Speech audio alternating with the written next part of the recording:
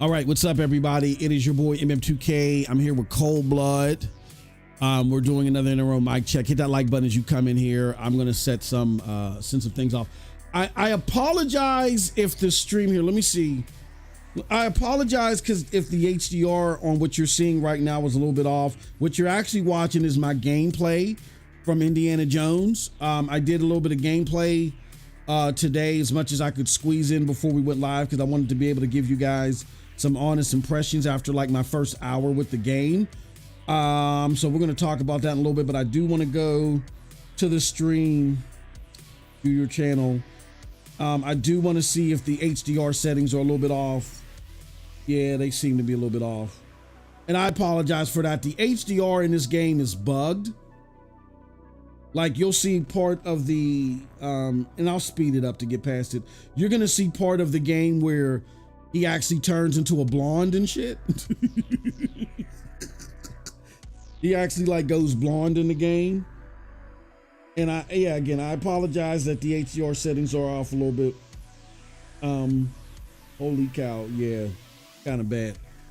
But yeah, I mean, that's what you get. So my recommendation is, unless if it's bugged for you, just turn HDR off. But this is what I got while I was playing with HDR on. This is the beginning sequence. And I'll move past it, you know what I mean, in a little bit. But before we go any further, Cold Blood, what's going on with you, good brother? What you been playing this weekend? Marvel Rivals. A little bit. All right. And Pride Infinity Nikki. No, there's no. Well, I see you got a 9 from IGN.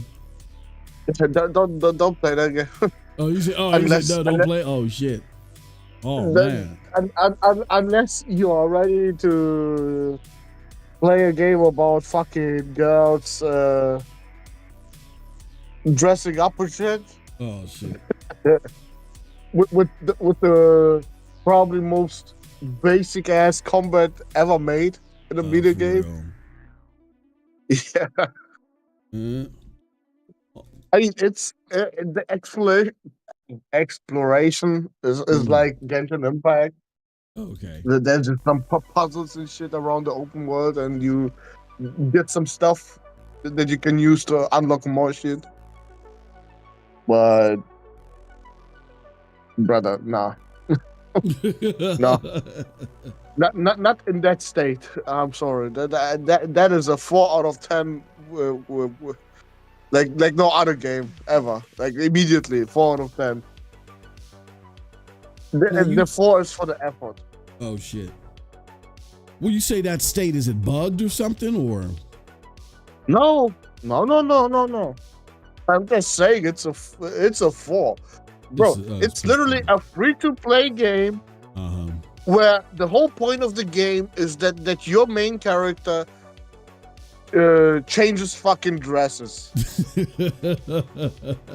So if y'all into that shit, that's your game, bro. But if you want an epic story and fucking epic ass battles and shit, nah.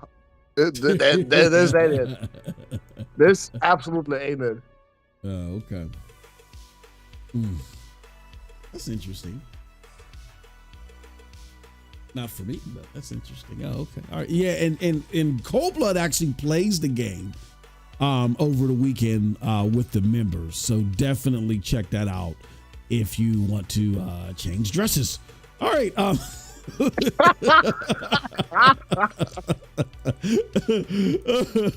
Oh shit! But what were your thoughts on Marvel Rivals, bro? I saw you getting into that and having a little bit of fun with that. What's your impression so far? So,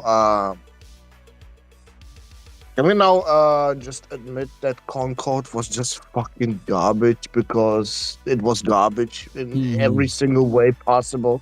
Can we now admit that it wasn't the hero shooter thing that made it fail? Like, bro, that game was zero character that you gave a fuck about, right? In Marvel Rivals, everybody looks fucking amazing. Even fucking Bruce Banner, the version of him that isn't fucking Hulk. Like, what the fuck? That's how you do hero shooters. Ass and titties. That's and muscles and fucking manly shit. That's how you do hero shooters. I'm sorry. I'm unapologetic when it comes to that. When Overwatch started, that was it, bro. You had perfect fucking character designs and everything. Everybody loved it in the beginning. Then they started to go down the fucking cliff. To me, at least. Yeah, I just think there was just nothing exciting about Concord at all, except that. No, but no. Look, no. What I played, I enjoyed in Marvel Rivals. Is it a fucking clone of Overwatch? In some ways, yes. Mm-hmm. And in some ways, absolutely. But I don't care. It's better to have an Overwatch clone with Marvel characters than what the fuck Concord tried. Yeah, and it looked fun. I mean, just the gameplay mechanics, the reaction to, like, everything just looked bland. Not just the characters, but just the gameplay was just bland in Concord. I mean, it looked, and I'm not talking about the character designs. I mean, graphically. Moss. When I said the ultimates just missing in Concord, bro, they're missing in Concord. Holy shit. The ultimates make everything more fun. Yeah. Everybody said, just let's kill. No. No. A hero needs to have a fucking signature move. Yeah. Like, bro, what the fuck? They're calling themselves some fucking free gunners. They are such heroes and shit. Bro, they ain't no heroes. They're just fucking some mercenaries, bro. Like boring ass mercenaries. Some boring ass mercenaries. Yeah, exactly. Yeah, I just think that there was nothing amazing about Concord at all. Nothing. Were there one or two?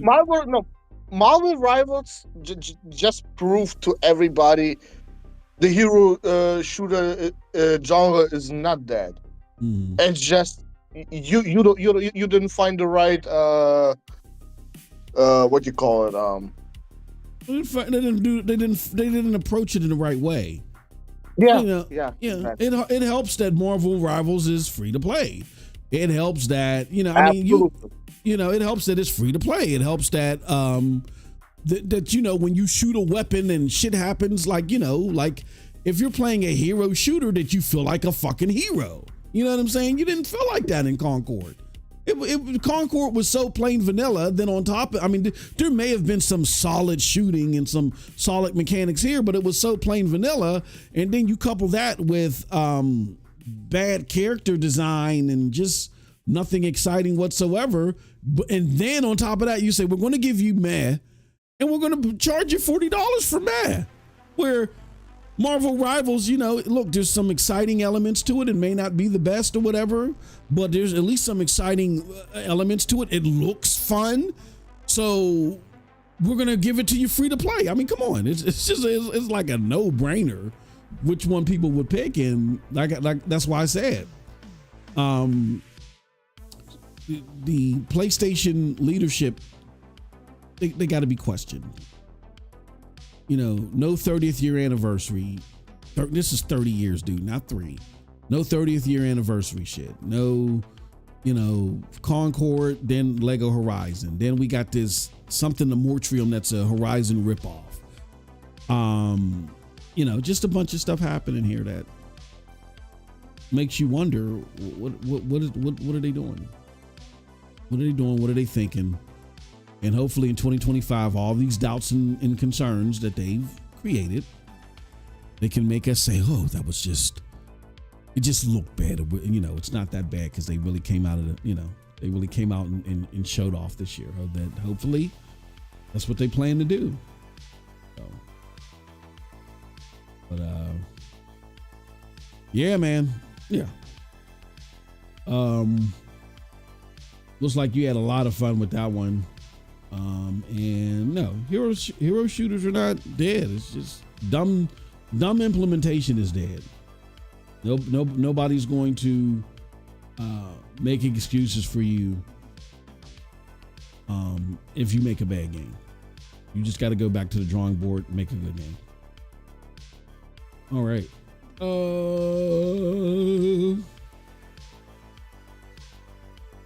Let's see here. What the fuck?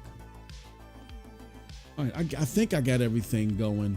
All right, so you guys are watching the game. Hit that like button as you guys come in. I'm just trying to make sure that everybody knows that we're live. Hit that like button as you guys come in. I'm going to add you guys to your comments to our chat. Give me a second here. Come on, man. Everything doesn't want to work today. I don't know what's up with that. But yeah, as you're watching the gameplay right here, I guess we can talk about Indiana Jones. I know Cold Blood, you didn't get a chance to play it. Come on. Here's my thoughts on Indiana Jones. I got about a good hour with it. And I'm comfortable in saying that in culmination with the hour that I got with the game, along with the several hours that I've actually watched over the weekend, I think I got a good understanding of what the game is to form this initial impression. And I've said in the member stream, I will give it 5 hours, Cold Blood.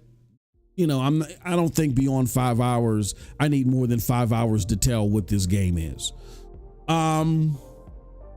What do I think about this game? I think it's exactly what Paris Lily, and I can't believe I'm saying this. Well, no. I can't believe that I'm saying this because I think there's no and you mentioned this particularly Friday, that before something comes out, he'll hype it up and put all this over the top expectation on it, but when it actually comes out, you'll get his honest assessment. He's done that with Cyberpunk.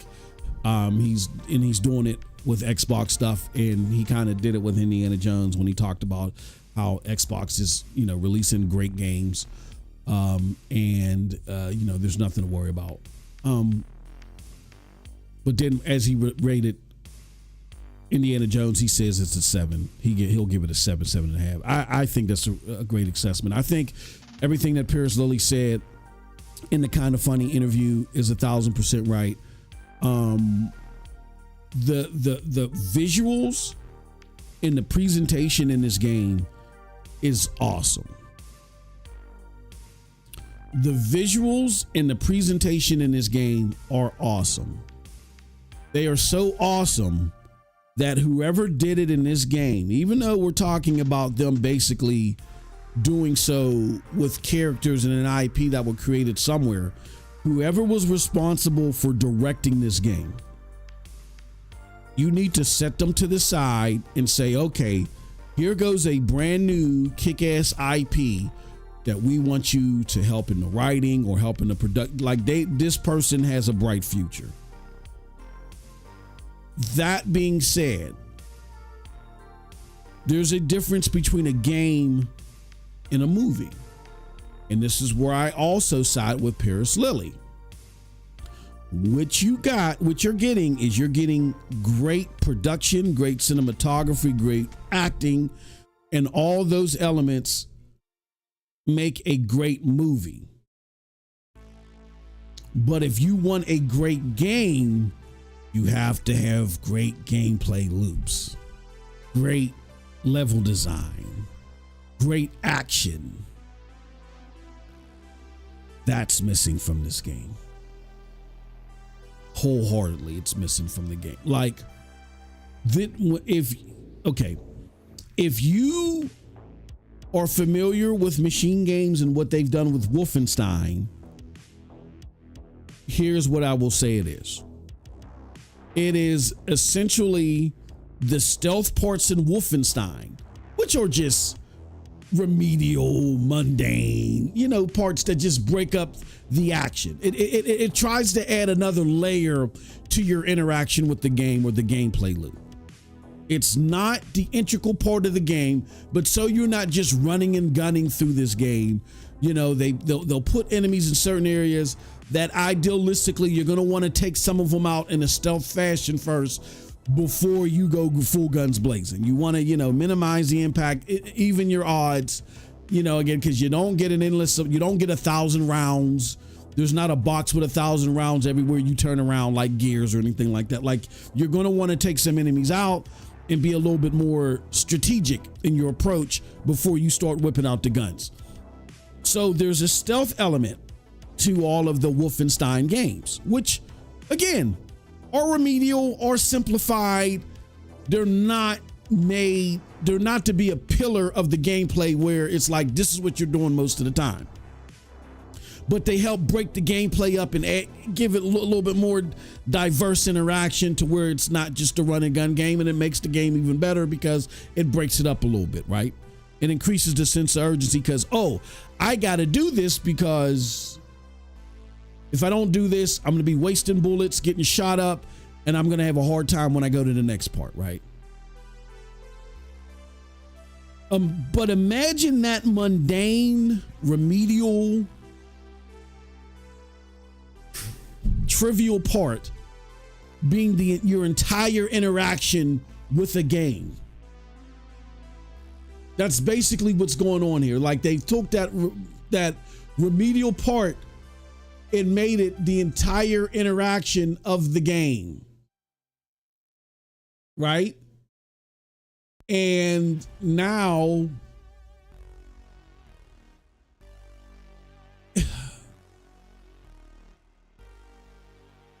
it's not something that makes for great gameplay at all. Like, let me see if I can find let's fast forward a little bit. I think there's a part right here. Okay, so here's your first part where they're training you. Here, let me move up a little bit. Here's the first part where they're showing you. So I land here and I'm walking up to this. You can't avoid this guy because they're trying to show you how to do the fighting, right? And the buttons didn't work as well as like you're supposed to parry and all this other stuff. Like, and it didn't. Like, yeah, I was using the whip, and weird enough, the whip does nothing to him. Right? The whip does nothing to him. Like, I'm hitting him point blank with the whip. It does nothing to him. You parry or whatever. I was trying to get the timing on what was supposed to work, and it didn't work at first, right? And what you're basically supposed to do is don't think too much with this game. Don't try to parry and fight and all the other stuff like this is something intricate like a Souls game where timing is key. Just wail on them. That's it. You can make it look fancy if you parry here and there, but it's not about that. Just hit left and right and wail on them, and you'll be successful. If you try to make the gameplay seem more like you see when I did that there, like I just wailed on his ass. If you try to make the gameplay seem more intricate than what it is, then you're gonna get your ass kicked. And as you saw, I just wailed on him. I just button mashed, whooped his ass. And that's the game. That's basically the game. There are parts to where I'll try to sneak up on people, and I don't know what's supposed to trigger a sneak attack, but I'll sneak up on people. There's no contextual button to say, okay, now you just hit them or what. No, it's just you get to punch them from behind. That's it. There is, I haven't experienced it. And it's basically that throughout the game. You are literally seeing the game. Let me go for you. Think I'm capping? You are literally seeing the game, the action in the game throughout, just like this, right? Here, let me go back a little bit. See if I can find. Okay, back just a little bit. Okay, I'm gonna open this door. All right, there goes the guy right there. And like I said, the visuals look great. I think this is when I took the HDR off, and so it wasn't because and it wasn't bugged here, and you could still see some great textures and stuff like that. You see, as I'm creeping up on this dude, right? There was nothing there that says, hey, hit RT to do a stealth attack, right? But as you can see, when I knocked him out, the guy that's like, what, 10 feet away from us, he doesn't get alarmed at all. Like, it's the most remedial parts of the Wolfenstein stealth mechanic that it's only, it's remedial and easy and not real intricate because it's only part of the gameplay. So imagine that watered down even more, because like I said, at least in the I believe in the Wolfenstein games, there was a sneak attack button. Imagine that, no sneak attack button, and this is your action. This is your gameplay interaction in the game. Right. That's it. This is it. That, my friends, is piss poor. Yeah, you do have a pistol.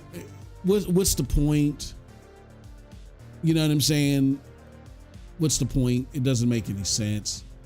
Like here goes another part. This part really, like, hold on. Let me see if I can get to it. This part really like confused the hell out of me. So I'm coming up, I go into this room, right? And I'm coming up on this guard and I sneak up on him, right? Sneak up on this dude. Watch him coming behind him. Look at that. No contextual buttons whatsoever. So then I try to get up and hit him and I can't. The game bugs out. Because I'm rolling up on him, because normally when you sneak up behind somebody, you go nice and slow. A button should come out and say, attack him. You know, a sneak attack. That doesn't happen. So I couldn't punch him. He's sitting there kicking me. I'm just holding the shovel. And that time that he was punching and kicking me, I'm swinging the shovel and I can't do anything. He's just literally just sitting there. So I had to like back up, stand up, do some other, drop the shovel, I think, or do something. And finally I could attack him. But there was no sneak mechanic whatsoever. So you're sneaking with no sneak mechanic. Right? It's stupid. Stupid. Yeah, so you have mediocre water. You have a vertical slice of like a mediocre part of gameplay inspired from something else, but it was thrown in there to break up the monotony and just random shooting all the time, right? So it fit, even though it was like kind of mediocre in its approach. Like the stealth mechanics in Wolfenstein are mediocre in their approach, but they're fit into the Wolfenstein experience in the right way. So I went to go swing and hit him that time. And then that time it did like an animation where I poked him in the back with the shovel, said something to him, and then I cracked him. Right. Yeah, it's just this is your action. This is your action. You're looking at it. That is your action. You are looking at it. Now, again, I'm not saying it's a horrible game. I'm saying what it is it's a great, it's a great display of how good cinematography and production can be done in a video game. It's a great display of that with horrible gameplay mechanics. I mean, or I won't say horrible, because horrible means that they're broken. Yeah, was that one part bug? Yeah, it's not broken, it's just uninspiring. With uninspiring and very dull gameplay mechanics. Being that this is a game, I can't, you know what I'm saying? Like, I can't say, ooh, oh, wow, look at that production value and the cinematography in the game. Oh, and then just ignore the gameplay mechanics. I can't do that. See, now watch. Like, see how this guy got a bat? And I'm just, you know, that's all you got to do. It doesn't matter. I had a bat, none of that parrying and none of that other stuff. Just button mash and knock him out. That's it. You see what I'm saying? I can't sit there and look at all this great cinematography, all this the fantastic setting and stuff like that, and then say, oh, this is great, and just completely ignore the piss poor gameplay mechanics. You can't do, this is a game. This is a game. It would be like, say you're a coach of a basketball team, right? And so this guy approaches you and is like, hey, look, man, I can play basketball, right? You're like, oh, okay, great. And you're like, show me your basketball skills. And the guy, he picks up the ball. He starts running towards the hoop. And he's doing all these windmill dunks and spinning in the air and doing all this shit. And you're like, holy fuck. Well, man, that's some of the best dunking I've ever seen in my life. And if this was a dunk contest, holy shit, you would probably get 20 out of 10s. Like, you'd probably have the best dunking contest presentation ever. Okay, let me see you dribble the ball now. You can't dribble the ball. Okay, let me see you shoot. You can't shoot. All right, let me see you defend. You can't defend. You see what I'm saying? Like, to most of us, games are more than aesthetics. I mean, I don't know if you guys are the same way, but to me, games are more than aesthetics. So, and there's a couple of things I want to show you guys. And I never want to dog anyone's opinion of it. I just see a reaction to this game that makes me think that I gotta like warn you guys of what you're getting into, because you're gonna, based upon these reviews, you're gonna come away thinking that this game is something. If you actually had people tell you that the gameplay is fun, it's not. Like, if they're just totally focusing on the puzzle aspects of this game and they like solving puzzles, okay. But that doesn't speak to the entire gameplay mechanic.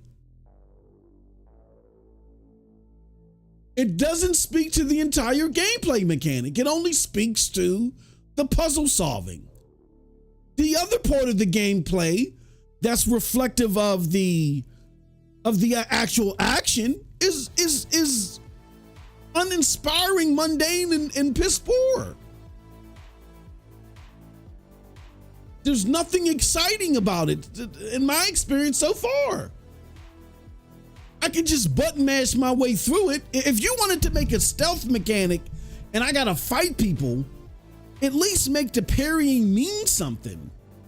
Or make it a little bit more diverse. Do something new, Machine Game. See, you did nothing new in this game except put an Indiana Jones aesthetic on top of the game. What you should have done is, okay, your stealth mechanic that's in this game, instead of just directly ripping it from Wolfenstein and watering it down, what you should have done is taken it and branched and, added to it a little bit.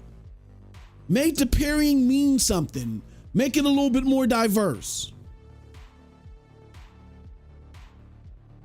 And these, even though there's open world exploration, the parts that it's very corridor in nature. So it's kind of like what do you call it? Like God of War, where there's like open world sections, but it's not really open world, right? There's like open world sections, like open sections, right? But it's very corridor in nature.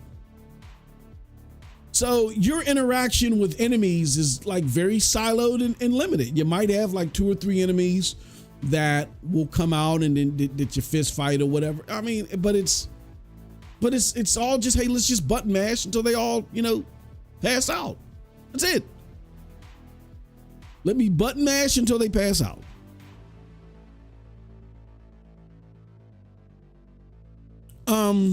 And I've seen that happen. So people say, no, there's more than that. No, I've seen it happen. I've seen parts in the Vatican where people just basically, they were whipping the NPCs. And just like how I was whipping that guy and nothing happened, like he didn't even react. Like, I can understand if he even dodged. Like, oh, get this, like hit my hand or something because I was close up on him and was like, get that out of my way. I whipped him in the eyeball and nothing happened. He didn't do anything. There are actually parts in this game that I saw that people play where they're actually whipping the NPCs and they're just walking like nothing happened.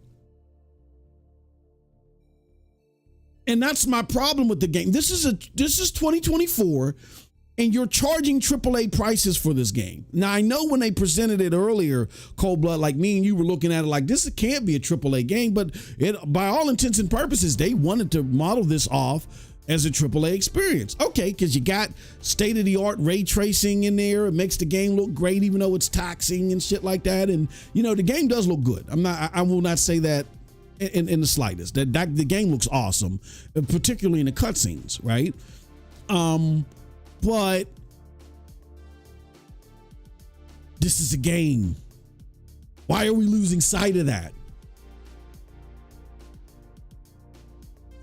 We have totally lost sight of this being a game, and the gameplay mechanics are boo-boo. I want to show you guys something. Here, let me pause this, and then we're going to go to another scene. I want to show you guys something. So let's go to the web. Do I have the web up?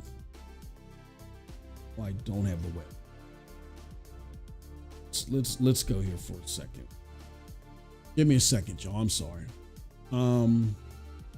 Let me go here because I want to go to some of these comments.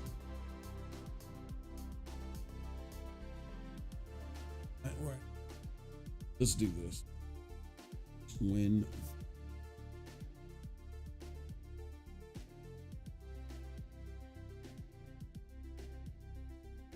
okay. I think this is it. I think this is where there's okay. Yep, here we go. All right, so there's comment number 1, comment number 2.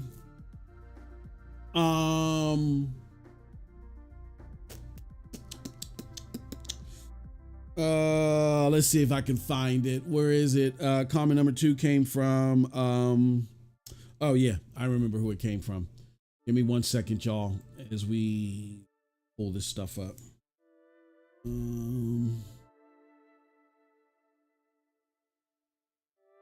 I'm gonna tell you what you're seeing when you see people say these things.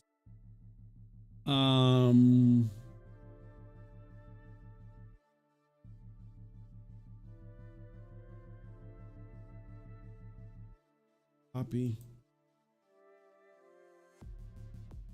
All right. Then last but not least, let's see, kinda funny. Funny vids.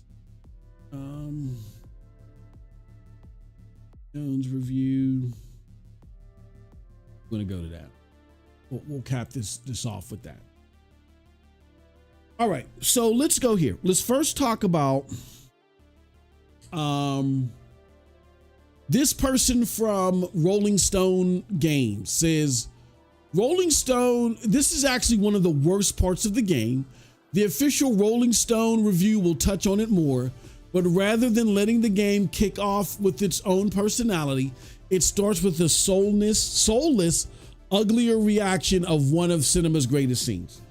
Here's why they say it was soulless. I played it.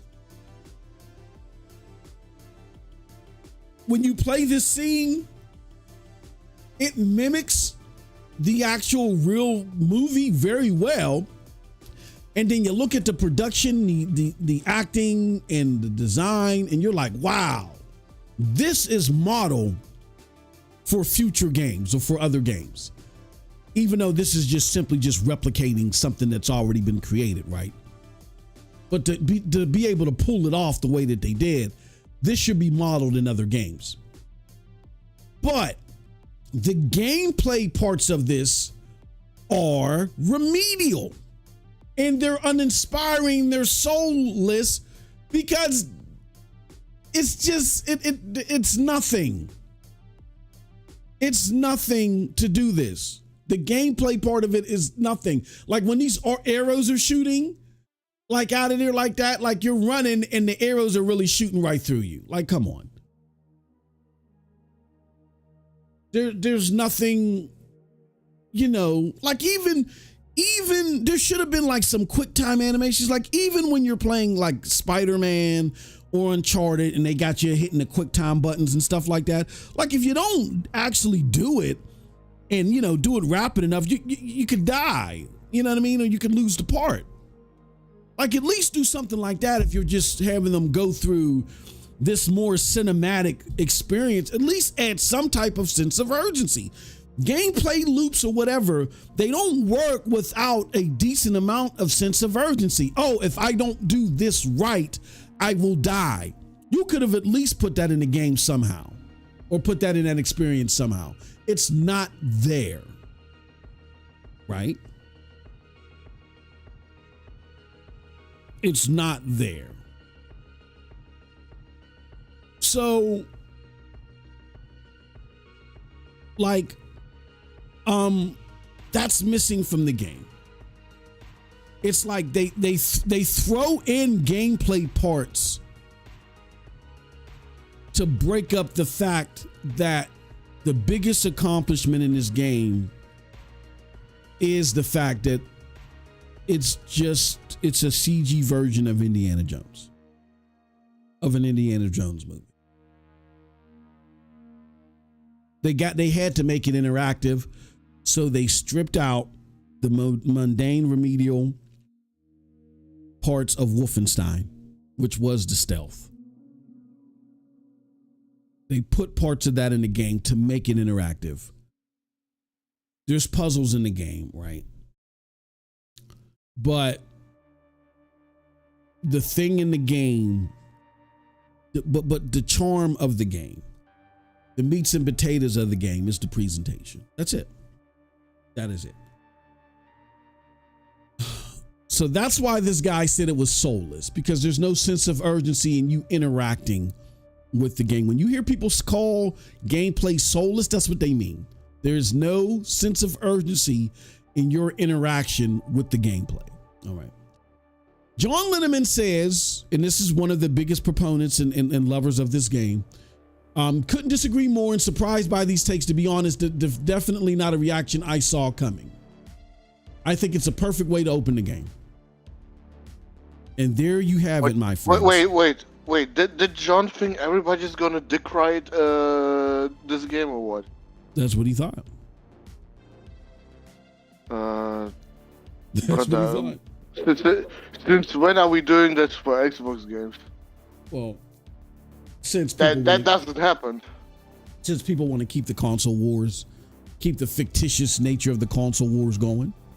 No, bro, we are done with the whole media bias shit, bro. It's if you make a great game, you get great response to it.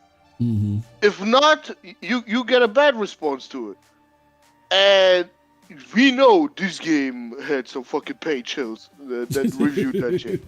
Holy shit, we know some of them weren't honest with their review. Yeah, totally. And I'll give, I can't believe that I have to give Paris his credit. That's exactly what I can't believe that.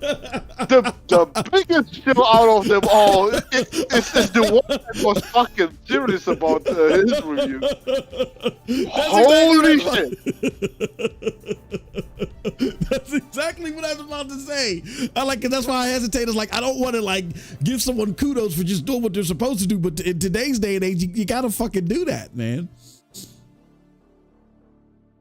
It's a walk. Yeah, it's a walking simulator. I mean, even the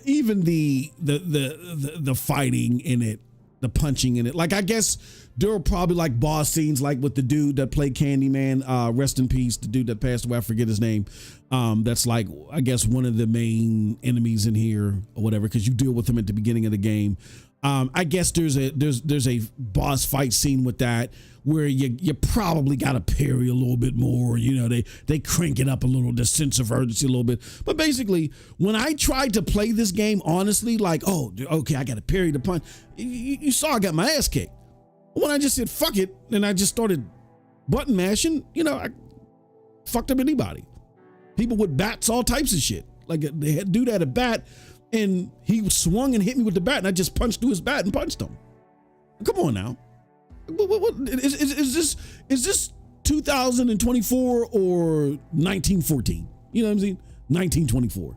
What are we doing? Come on. I know this is Indiana Jones, but the gameplay ain't got to be like it was made in 1924. You know what I mean?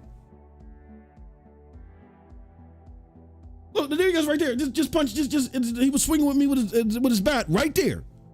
Oh no! I'm looking at the replay. Hey, he swung at me with his bat, and I just punched right through his bat and knocked him the fuck out. Like, come on, what are we doing? Is this Indiana Jones or Indiana Mech? Like, if the gameplay is based upon this melee, then the melee has to mean something. There has to be a sense of urgency behind it, right? Like, add some type of intricate way to do it to where it's not, where button mashing ain't gonna work. Especially if someone comes up to me with a bat and I just got my bare hands. I'm not punching through someone's bat.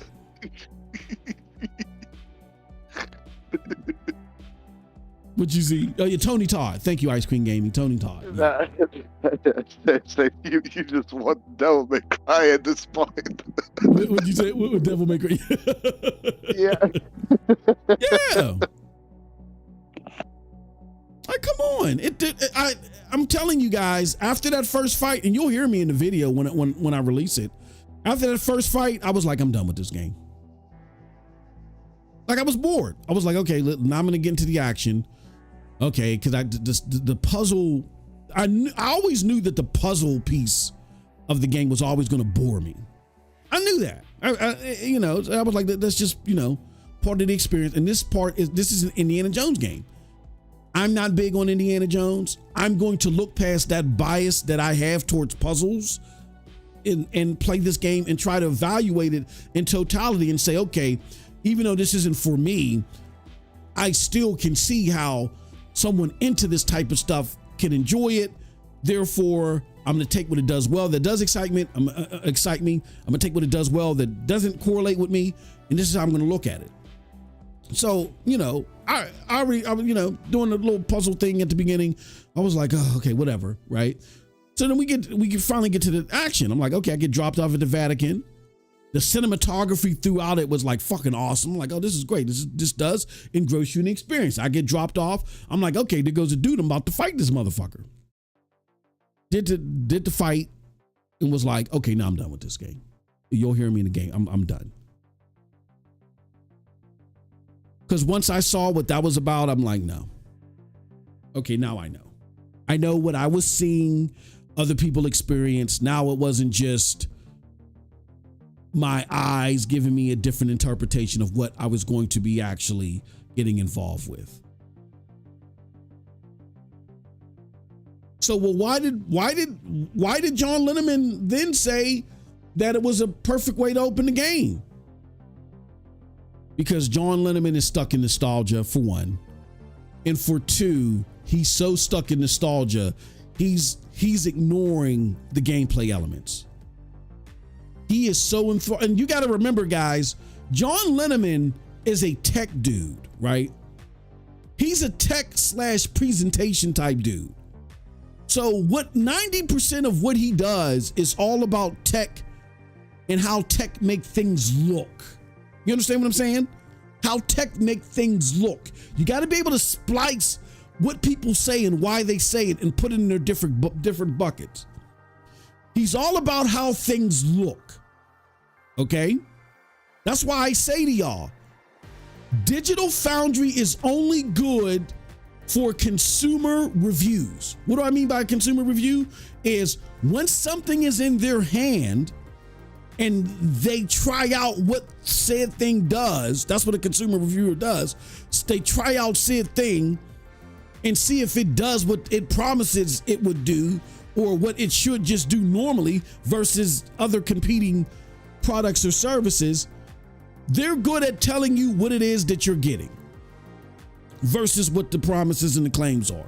That's it. It's like you don't go to a food tester, a taste tester that goes around the different restaurants and tell him and hire him as a 5-star chef. He doesn't have the skills to do that up front. His skill set is basically telling you how good the thing is that the experts put together is. He is not an expert at putting things together. He or she. Same with John Linneman. John Linneman is not good at telling you what makes a great game. He's great at telling you how the game looks and performs at end result. So when these guys try to tell you, like how they did with the Xbox One X, how they tried to tell you that the PlayStation 5, doesn't seem like it's going to be able to keep up. And then what they told you about the PlayStation 5 Pro in advance, where they told you, CPU bottleneck game, you can forget. If it's 30 on the base, it's going to be 30 there. And then we see something different with Dragon's Dogma. All this preemptive stuff or stuff in relation to gameplay that's beyond how things look, you are not to go to Digital Foundry on. Why? Because he is mesmerized on how this game looks. He is willing to forsake the gameplay because John Linneman is probably an old-ass Indiana Jones fan, like people my age or slightly younger, who was enthralled with Indiana Jones and is just amazed at the cinematography, the acting, the production that was done to bring this to the game at this level. I told you that right there gets a 10 out of 10. Hell, it might even get a 15 out of 10.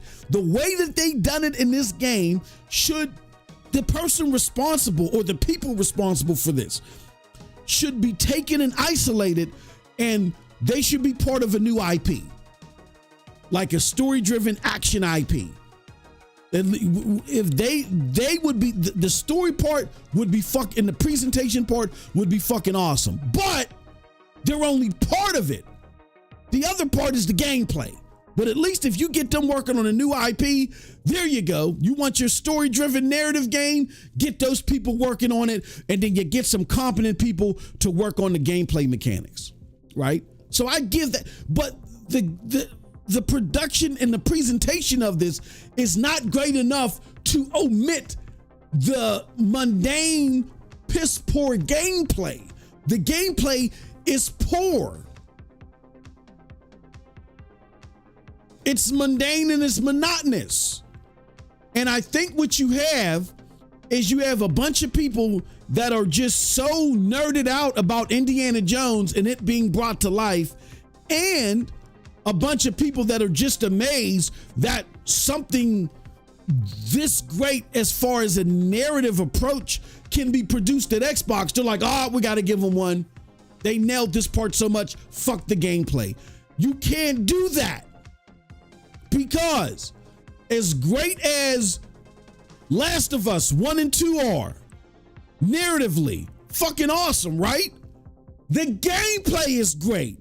As great as Ghost of Tsushima is, narratively, the gameplay is great. As great as what's it called is God of War is narratively, the gameplay is great.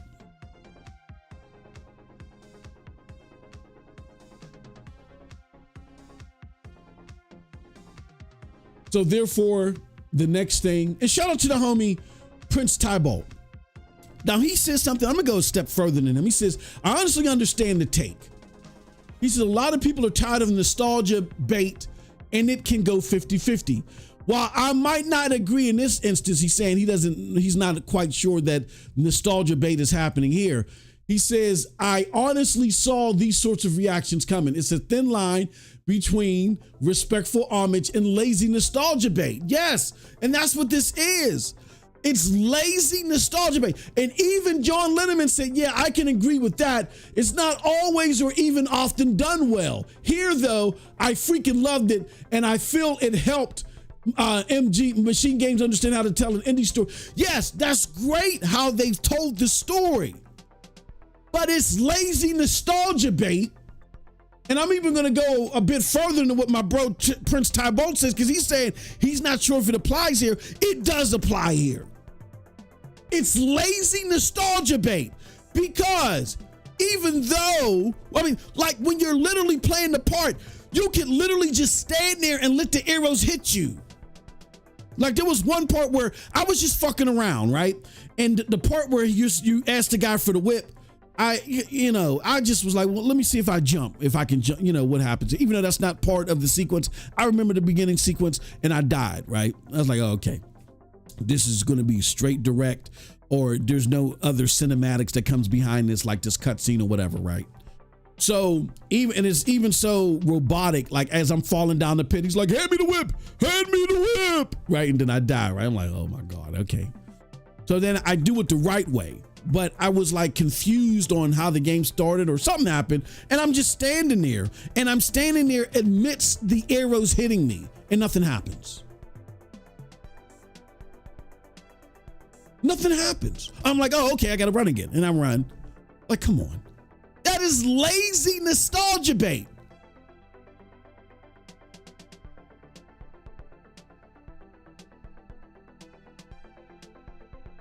And John Linneman saying, I can agree about the theory of lazy nostalgia bait by saying he doesn't think it happened here because he loves how they told the story. Great. Tell the story and do it that way. That was fantastic. But this is a game. Otherwise, why not just look, fuck all the dumb shit. Just take out the action and just make it a bunch of cutscenes. Make it a bunch of cutscenes where you press A to go from cutscene to cutscene.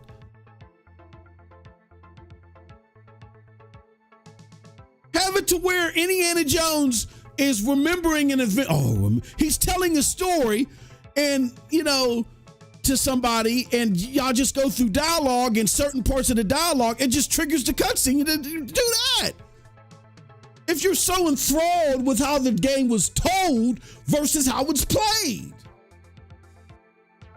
just do that. It'll be a better experience because of it, because I'm telling you, I can whip somebody in the fucking eye and they just keep moving like this is some 1992 game or some shit like that. It's gonna break immersion.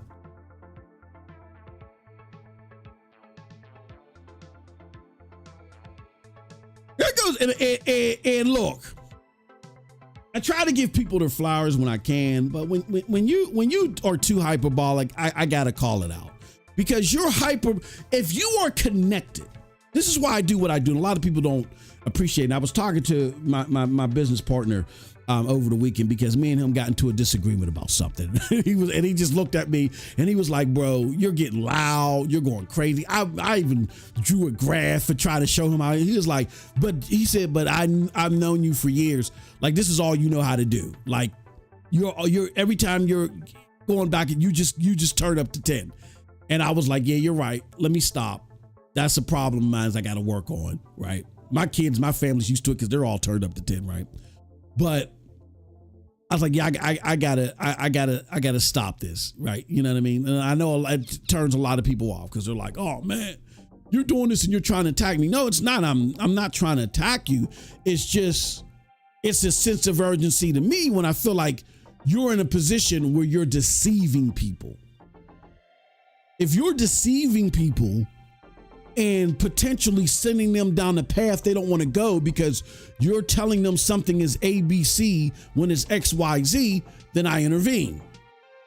And I intervene forcefully at times. So it's nothing personal, but I am here to tell you that the next take that I'm going to go on, I got to break it down because it's wrong for the points that I brought up. Hip Hop Gamer on the internet said, Indiana Jones is a 10 out of 10. And if it's a 10 out of 10 to him, great, fantastic. I'm not disputing that part. He says Machine Games, Bethesda just created a masterpiece in quality in game development. That's false. They created a masterpiece in production quality. Absolutely. I will not argue that at all. They create, but not game development. Because game development includes what, y'all? Gameplay. He says, controversial statement here. True. But this game is so incredible, you would think Insomniac or something. No, I would not. No, I would not.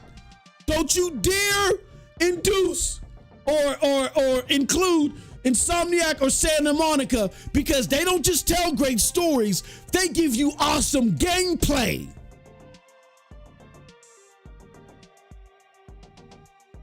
Is this awesome gameplay? Where's that? Is this awesome gameplay? Let me go back a little bit. Hold on. I didn't play it. Is this awesome gameplay here? We're gonna open the door. We're gonna show you this awesome gameplay. Where this is a stealth game for the most part. I grab something, I go behind somebody, right? There's no stealth, but hey, I hit him in the back and able to show, hey, and the guy that's in front of me, who should have heard me 1,000 times over, it's not triggered at all. That's great. That would have never happened in a current day Insomniac or Santa Monica game. Never. Look how close I am to them. They didn't notice me in that light. Stop it. That would never happen. Don't water down what Naughty Dog is doing because they can produce great visually stunning games and great voice acting. That's just part of the prize. The other part is the gameplay. The gameplay in Spider-Man 2 is fucking awesome. Don't you dare compare this to that. The gameplay in the God of War games is awesome. This is not awesome.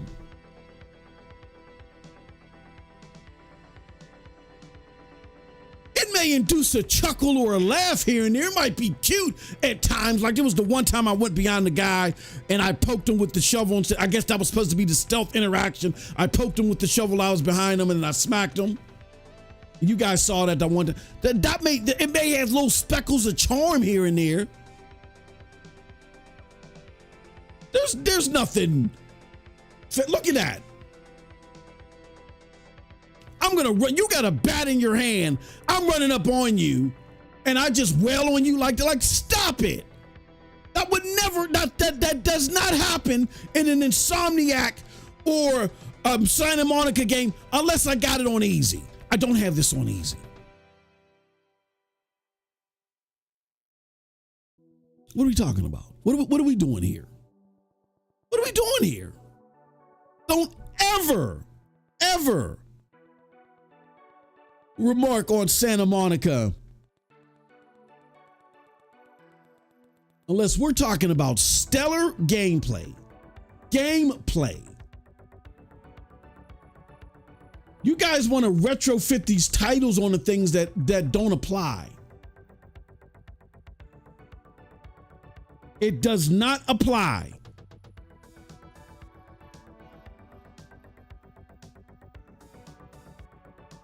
It is. I think it's fair to call it a masterpiece. I think it's fair to use the word masterpiece in production in gaming cinematography. I do think it's model. I do admire it, but my brain is not limited enough to where I just see visuals and I forget everything else.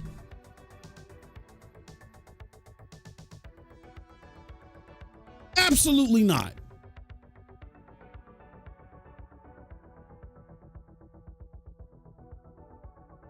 The final comment is subjective.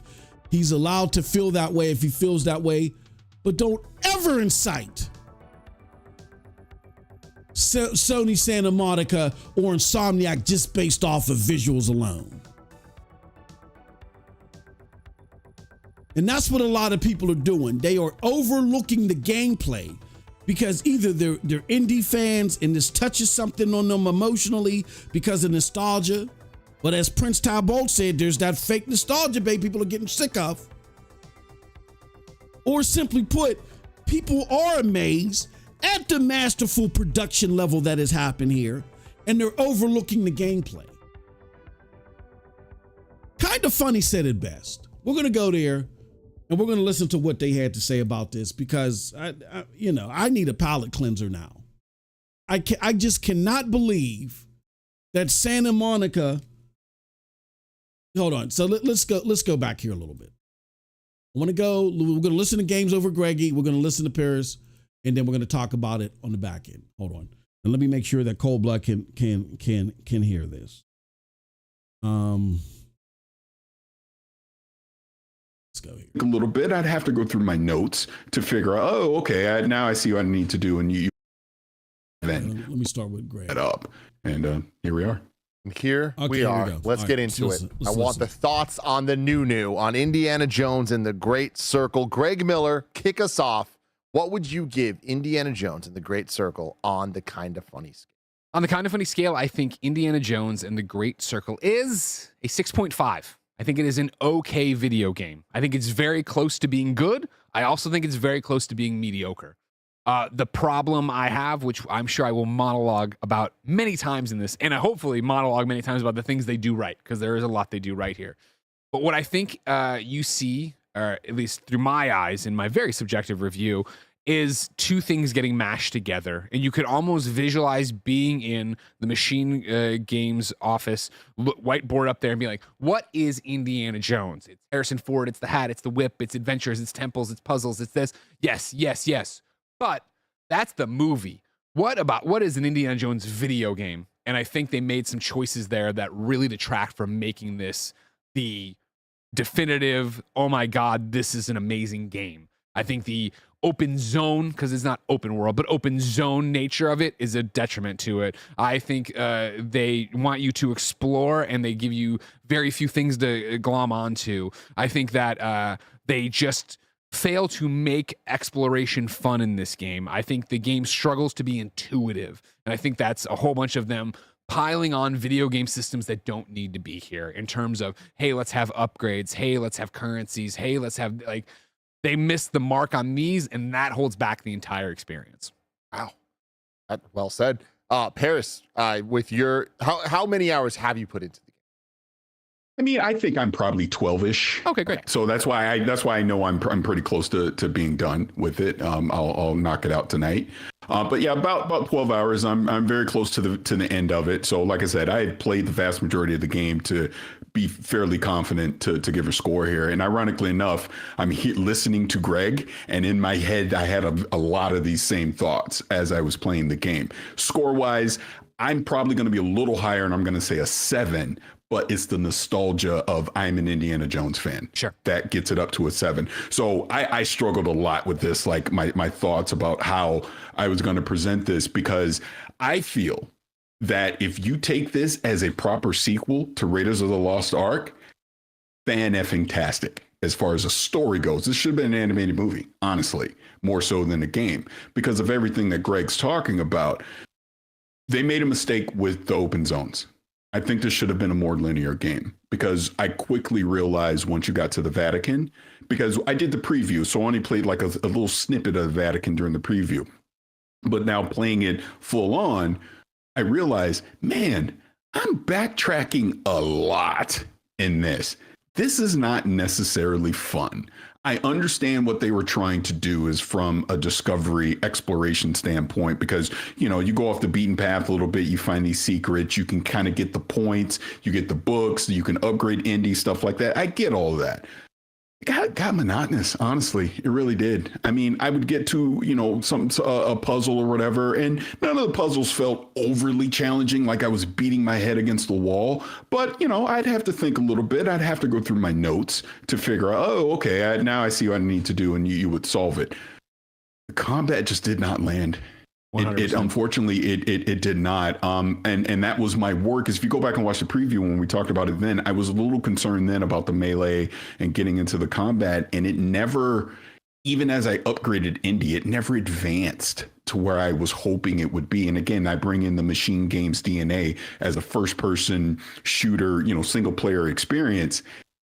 They didn't do that. I think the best way I can describe this is they tried to be a jack of all trades, but they're a master of none, because there's stealth elements in this, but you didn't really land it. There's melee in it, but you didn't really land it. There's gunplay in it, but you didn't really land it. You know what I mean? The puzzles is probably the strongest gameplay element that they have in here, but they're not enough to carry the game, so to speak, right? Yeah. Positives.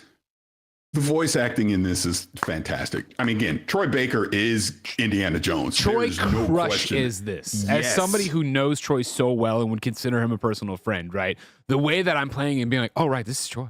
Like, I'm lost in the fact that this is Troy. He's doing such a good job being Indiana Jones. Not being Harrison Ford, being Indiana Jones. I think that's incredibly impressive, let alone the cast he's surrounded by, whether it be our big bad villain, right? The late, great Tony Todd, who I think they don't do enough with, but he's there, giving you a compelling, interesting, what's this character? And then Gina, his companion there, who's out throughout the game. But to see, that's the thing. That's why I even said before, if this was just an animated Indiana Jones story, it's great. They nail what makes Indiana Jones Indiana Jones. The music, again, the characters, the voice, the comedy, everything that is in here. They nail that part of it.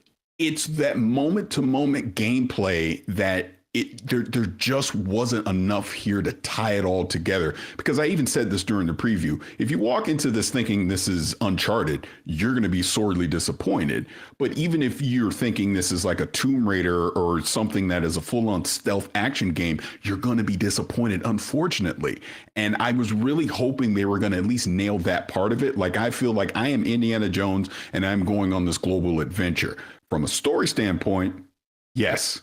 From a gameplay standpoint, like I said, those open zones hold it back. It really does. I think this would have played a lot better if it was just linear, in my personal opinion. I want to stick on story for just 1 sec. Fine. Because we got a lot of gameplay stuff to get to. But just sticking on story, because Paris is definitely saying it's a highlight. Okay. So, like Cold Blood alluded to earlier, I can't even believe that I'm saying this, but Paris and Greg over games, they nailed it. They nailed the problem with the game. And they nailed the good too. They nailed the good too. Like, this should have been maybe something animated, like shit, or how like Final Fantasy, it has the CG movies and shit like that. There's been a couple of cool CG movies that are out there. That I think this would have been a great CG movie that was done by Machine Games. And again, I'm not mad that this game exists. It is what it is. If this is what they decided to do, like to give you a great Indiana Jones story, but to make the interactive parts this mundane, remedial stealth, fine. That's what but you gotta, but as far as a game, you gotta call it for what it is. And I would sit there and say, hey, look, if you're a nostalgic Indiana Jones fan, here goes a great interactive way to get involved with the game. I just think it would have been better served as some type of cinema. You know what I mean? I don't think the game. It's not good in the gaming parts whatsoever. And I think Paris nailed something that I didn't catch the first time, but he said something big. Like, I know a lot of people dunk on the Tomb Raider games, the Tomb Raider reboot games. I loved them. I thought they were great. I wasn't expecting I wasn't expecting Uncharted, right? Because Uncharted is not Indiana Jones. It's inspired by Indiana Jones, but Uncharted is too much gunplay and shit like that to be Indiana Jones. Tomb Raider, and it's closer to Indiana Jones, and I was expecting more intricate gameplay in an Indiana Jones game than what we got. You know what I mean? And you don't get that here. Even if you wanted to do it in first person, I think that would have been cool. But a more intricate, all right, if you're going to do these zones, then let's look at Tomb Raider when you approach a zone and how you intricately got to take out people, not just some guy under a light or a guy in a room here. You know what I'm saying? Like, you intricately got to take out people. There's a okay. When you fuck up, it's just not just random goofballs just running at you, trying to punch you, like, you know, like you're Sugar Ray, like they're fighting Sugar Ray Robinson or some shit like that. Like, you know, more intricate type stuff going on here. Okay. And it's not. And I think Paris nailed that here. And to simply let your nostalgia, let your surprise that Xbox could house something like that, and let the production value just override that is a very superficial thing to do. And it makes me look at you as a reviewer, because like Cold Blood alluded to, you were either sold or you know what I'm saying? You're either sold or the brain got mold. Something's going on here, because you can't. Your ability to process and understand what a good game is, you know, it loses me. It really loses me. So shout out to them for that, for being able to nail what's going on with the game in that regards. Where it lands, where it doesn't land. You know what I mean? But yeah, that was my experience with Indiana Jones. Cobble, I know you haven't played it, but I mean, did you have any additional thoughts on what people are saying about this game versus what really it potentially is, and what you've seen?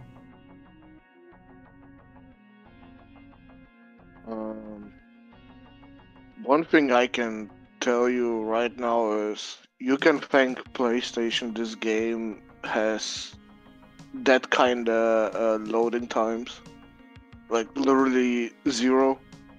It's you get into the game, it is the fucking game. You just click on continue and you're already in the game. Like you saw this oodle shit down there on the splash screen. Oodle, that with the Kraken shit there. Oh no, I didn't see that.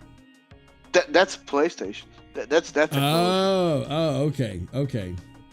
And that's why you get loading times like that. Like none, literally. The fucking title screen is the game. Yeah. Oh, so okay. Yeah, you can thank PlayStation a lot for the technology that they're using in this game. Oh, that's crazy. Nobody mentioned that. Yeah. I wonder why. Oh yeah, yeah, they're not. And PlayStation probably doesn't even want they don't want to mention it either. They're like, we'll wait till the game comes over here before we, you know. But Old Man Gaming Guru says, looked it up for shits and giggles, and yes, there are articles coming out about how AI shaped the game development and was intricate also in marketing. Well, it feels lazy, and there you go, folks. If it's AI for visuals, that's one thing. You know, you're simulating visuals and pixels or whatever. I don't like AI as a brain trust as far as your imagination is concerned. Like AI cannot simulate imagination. If AI is simulating pixels or doing grunt work, like say you're like, hey, here goes vast. Here goes a sample of the land that I'm creating. Here goes 20 square feet. Make 1,000 square feet of this, and they make 1,000 square feet of it, and then you go and you retouch it. That's just a development tool. You're still using your own innovation and imagination in the touch up to make it unique or whatever. It's just a lot of the grunt work that's involved. Like you just basically copying and pasting, click and draw. That mundane, stupid stuff that anybody could do, the AI doing it, that's not a problem. But the imaginative parts, I got a problem with that because, it's hard to simulate imagination. Even with smart AI, it's hard to do that. And when it comes to the creative, certain things just click, and a lot of times we can't explain why. We may sit in retrospect and say, oh yeah, it was because of this and that. But then when other people replicate this and that, it don't do anything. It doesn't go anywhere. It's not easy. The creative part has to be done by humans. Feeling emotional humans. It's those emotions that AI doesn't have that they can't assimilate. AI can tell you if what certain emotions are likely going to make you do. AI is great at saying your emotions will lead you to react this way. But AI is not great, or is not good even, at simulating what causes those emotions. Why? Because we don't even know a lot of times. We don't know why someone could look at, let's just say if this game, Avium of Mortrum, comes out, and let's just say it just dies and collapses. And I did some research in this game. It looks a lot like Horizon. It ripped Horizon off in its appearance, but it steals a lot of other gameplay mechanics too. They stole from Destiny. Like when a robot tells you to wake up, that's the little Destiny robot. Then there's a bunch of other games that, in looking at it, they stole from. So if I were to tell AI, hey, look, I want you to take the best elements out of all the games that people enjoy and create a game, AI can do that. Hold on 1 second.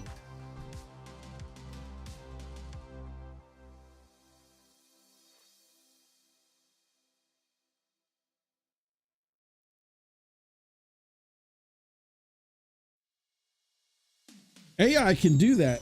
Okay. All right. Hold on 1 second. Hold on.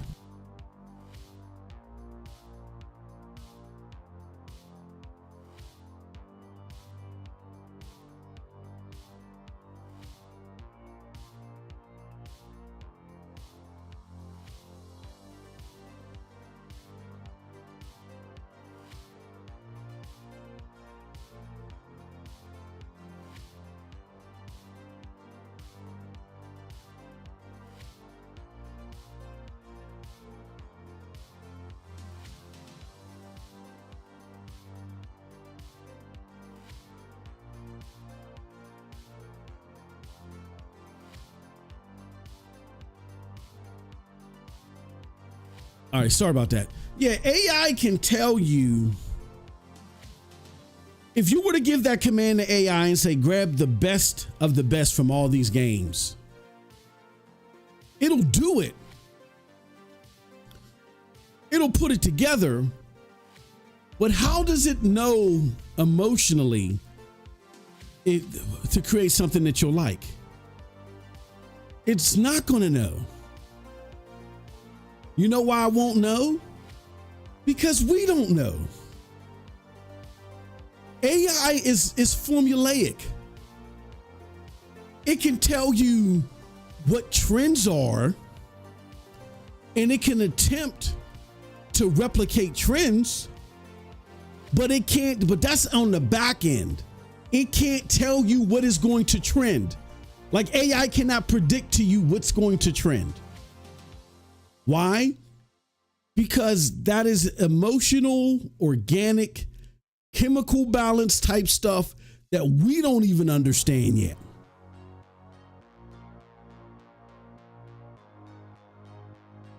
These are things that are sparked in individuals that just comes at any given time, and so you can't chart a formula for that. I can't sit there and put out an equation for that. And if I can't put that to paper and put that to an equation, I can't program it into AI. AI can only tell you where a certain emotion is going to, send you. It's not going to tell you how to induce said emotion at this, do this. If I do this at this specific time, this is exactly how that person is going to feel. They don't know that.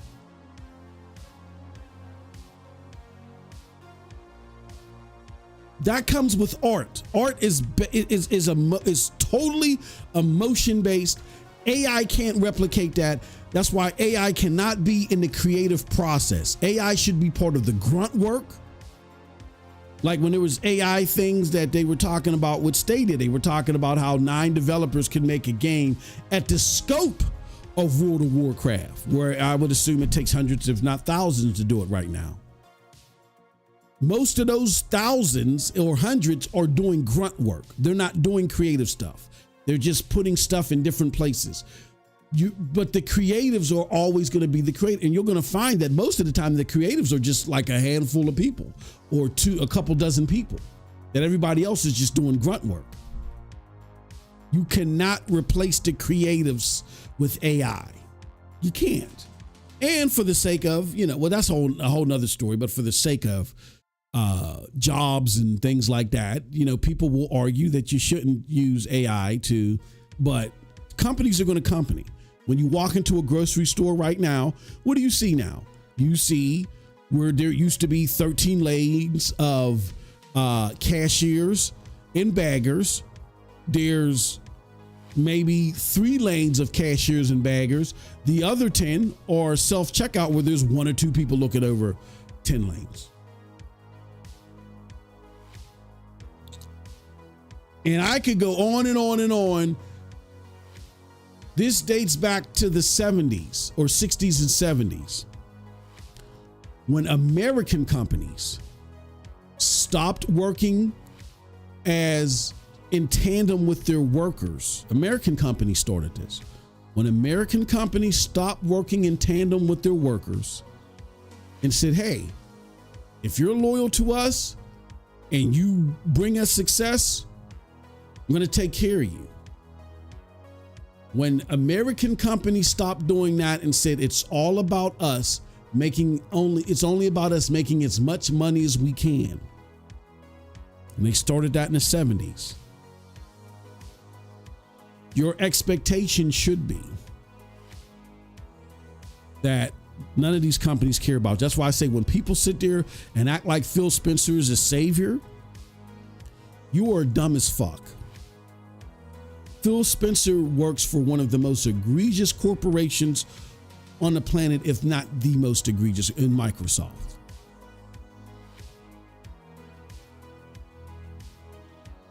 The second renaissance of the separation between corporations and the employees is when you had people like Mark Zuckerberg out of nowhere, out of his basement, become billionaires.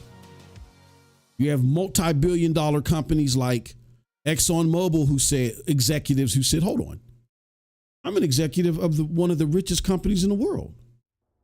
How the fuck did this kid become a billionaire? And I'm not. Oh, we got to bring in more money here. And that trend of separating corporations, separating themselves from their employees got even worse. That happened in the early 2000s. So yeah, if you don't like the advent of AI being added into your stuff, you better speak now or forever hold your peace. And if people are applauding AI taking over creative jobs, particularly, you got another thing. You're cutting off your noses. You're not spiting yourself, but yeah, you are sending things down a horrible track.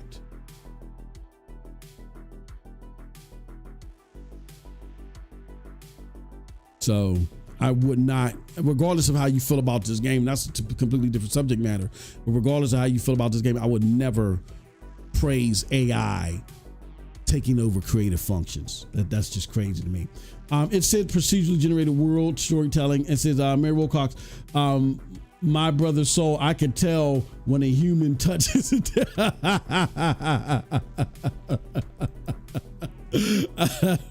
Yeah. You can't replicate through AI because someone has to program that AI, and that AI can't tell you why a human's chemical they can get, there's theories of it, but they don't. Scientists don't know. If they knew like that, they would have been extracted that information, and they would have created AI that can make things that you'll love instantly. Companies would have been taking advantage of such technology. They can't do that from the creative side.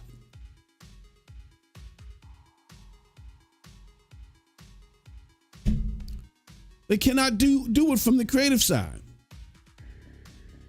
Now, some of this music that's out here is AI created, and people are like, oh, this AI music is banging. I will say this. For the genres, and you know which one I'm talking about, because it ain't old, it ain't classic, it ain't real hip hop. But for the genres that are out there where people can make AI music, and this AI music can sit there and, oh, this is banging, this is fire. That says a lot, because ain't nobody else saying that. Ain't no other genre saying that. Mumble rap, trap music. Ain't no AI music. That just tells you how mundane and remedial that form of music is, where AI can do that. But in any other creative instance, you don't have a situation where AI can just pump out, emotionally stimulating stuff to take over the creative side. It's not happening nowhere. Except there, but you can get mad at that all you want. You call me a boomer or whatever you want to call me. Ain't nobody replicating what Chuck D or leaders of the new school, anybody I listen to, there ain't no duplicating that. They can duplicate y'all's corny shit. They ain't duplicating that. So, like I said, what I said still stands. AI does not have power over the creative. And that's why we do not want AI. We should not be celebrating AI unless it's doing grunt work. Hey, look, where this normally would have taken us 7 years, we were able to make this in 3 years because we went through the creative process. We knew everything that we wanted to build. We had the AI do the grunt work. And we were able to give you this game in like 3 or 4 years because of that instead of 7. That's different. Because, those other years, a lot of those years, the final like 3 years of a game, a lot of that is grunt work and polish. AI is, but even if they do use AI for grunt work and polish, they're not going to stop there. They're going to keep trying. And companies are dumb. They try stuff until it officially fails. If it gets hot with analysts, if analysts love it and say, "Oh yeah, this is the future," companies got to show that's just messed up. That just shows you how messed up our system is. Well, I tell you, you're not the creme de la creme when it comes to investors. It's analysts. Is he stupid? It's people like stupid ass Michael Pachter. Well, I don't think nobody pays attention to Michael Pachter, but it's people in his line of work. They will sit there and say, "Oh, this is the new craze. This is the new craze. No, that's the new craze. This is the new craze. That's the new craze."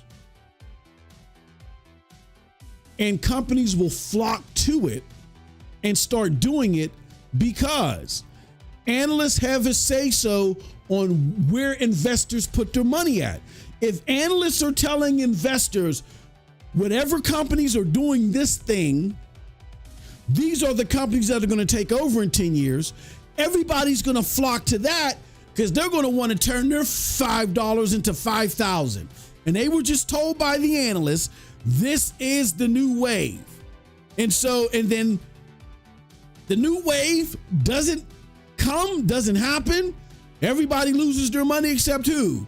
The analysts, because the analysts are going to get paid anyway for their tips. The whole market is fucked up, but you got to understand how it works so you don't get caught up in it.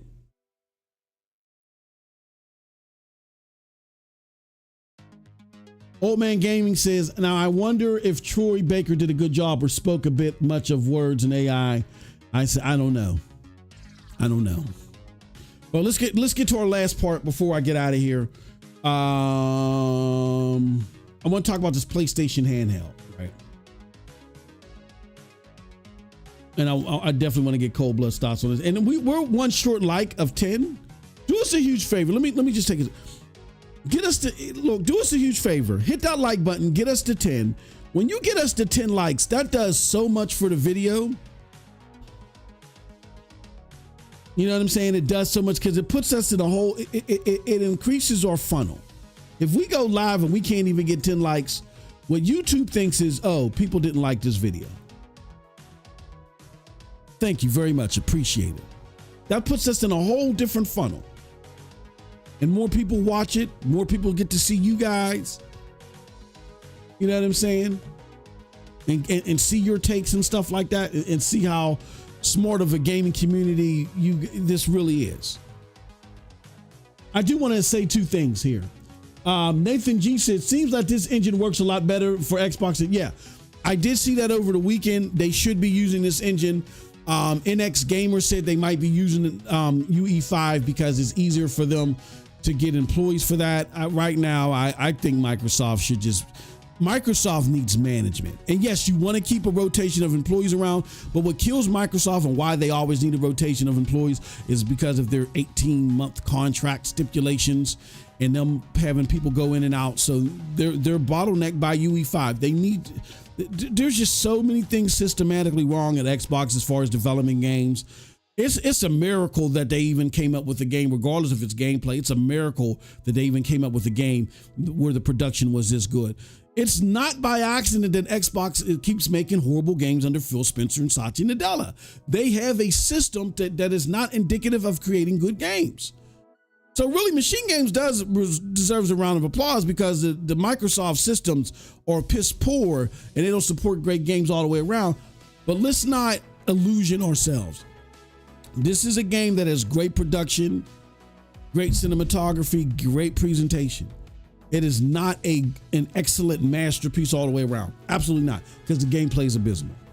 It's poor. All right. Is there a skill tree? No, there's no skill tree in here. There's no skill tree. All right, but that PlayStation handheld. So I was listening to some content over the weekend while I was doing this project, and they talked a lot about PlayStation actually looking to take this handheld and compete with Nintendo. I mean, I plan on doing a video about this tomorrow, but I wonder what Cold Blood, what you think. Do you think that PlayStation can create a handheld? Not necessarily beat them, but compete with the Nintendo and the Switch?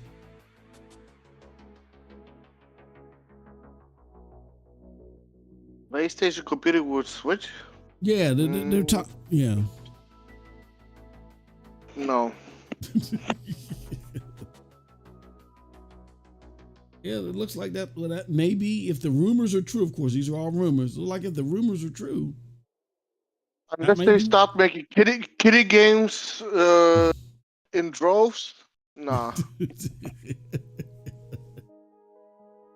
I think that's what it would take, though. So more Infinity Nickies. You're gonna get a shit ton of Infinity Nickies. Fuck no. Hell nah. Anything but Infinity Nicky, please. Oh God. Yeah, you're gonna get a bunch of Infinity Nickies. Yeah. So you think this is a dumb idea from PlayStation? No, the handheld is not a dumb idea. It would be a dumb idea to try to compete with Nintendo, though.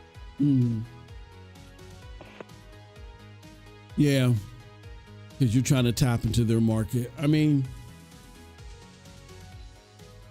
I think what Sony could do, but you can't go into your AAA kitty for this. You're going to have to, again, borrow some money like you did for this stupid ass games as a service push. You borrow some money and, borrow money to make a bunch of second party deals with, some of these kitty developers, and y'all do that shit and don't touch the AAA money at all.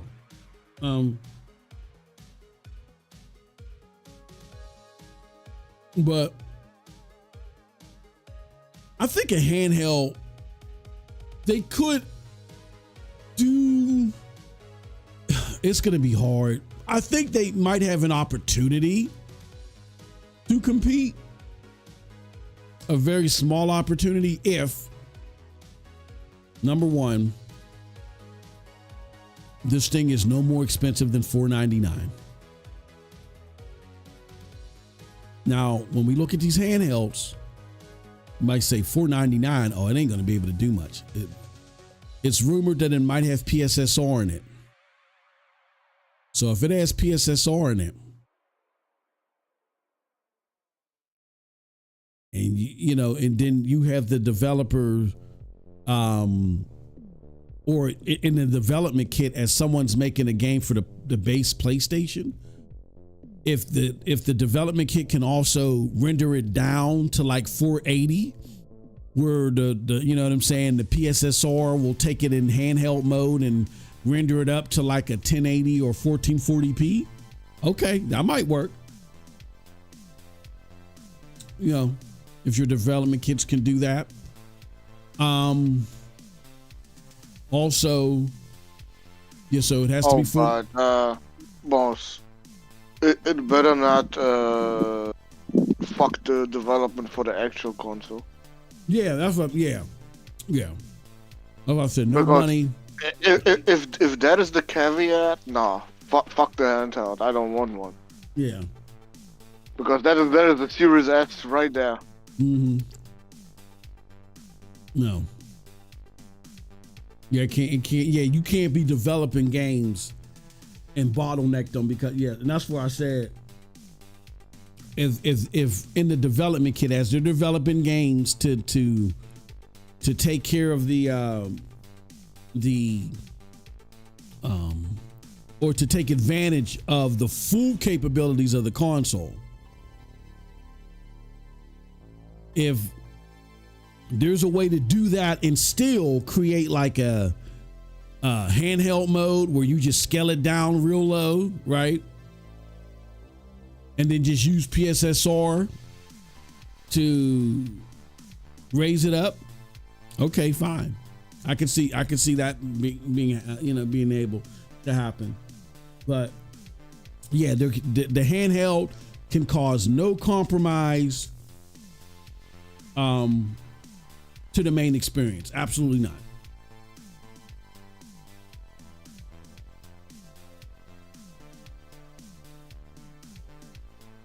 And Sony knows they got Digital Foundry on their ass. They even attempt something like that, it's over. Bro, they don't even need Digital Foundry to be afraid. Gamers gonna tell them exactly what they feel. Well, gamers might not know at first. Because Digital Foundry and Alex Bugaga, he'll be waiting.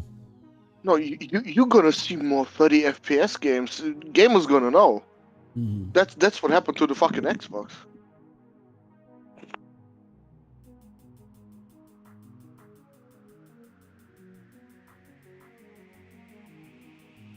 What game would make PS to get Japan off the Switch? That's a hard sell there. I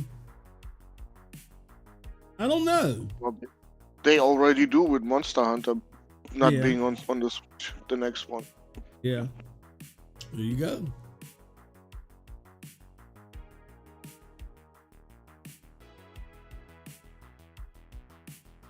Like if Sony of course they would need to have their own Zelda, but that's probably impossible for PlayStation. They can do that. They just can't make a kiddie game be as successful as Nintendo does.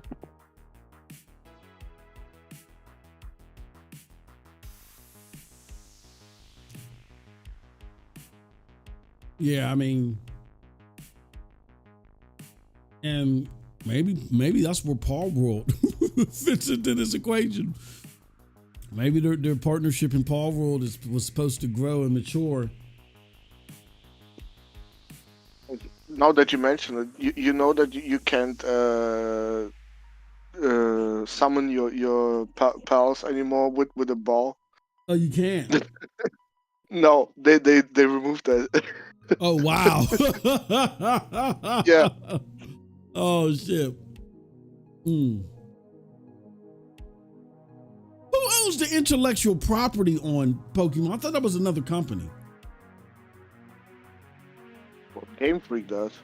Oh, okay. What the hell? I don't know. But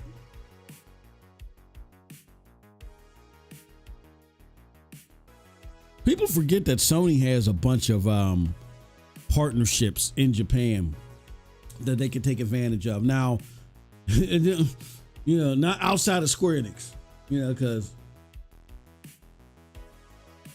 as we see, Square Enix is they're losers. There's no other way to put it. They're losers.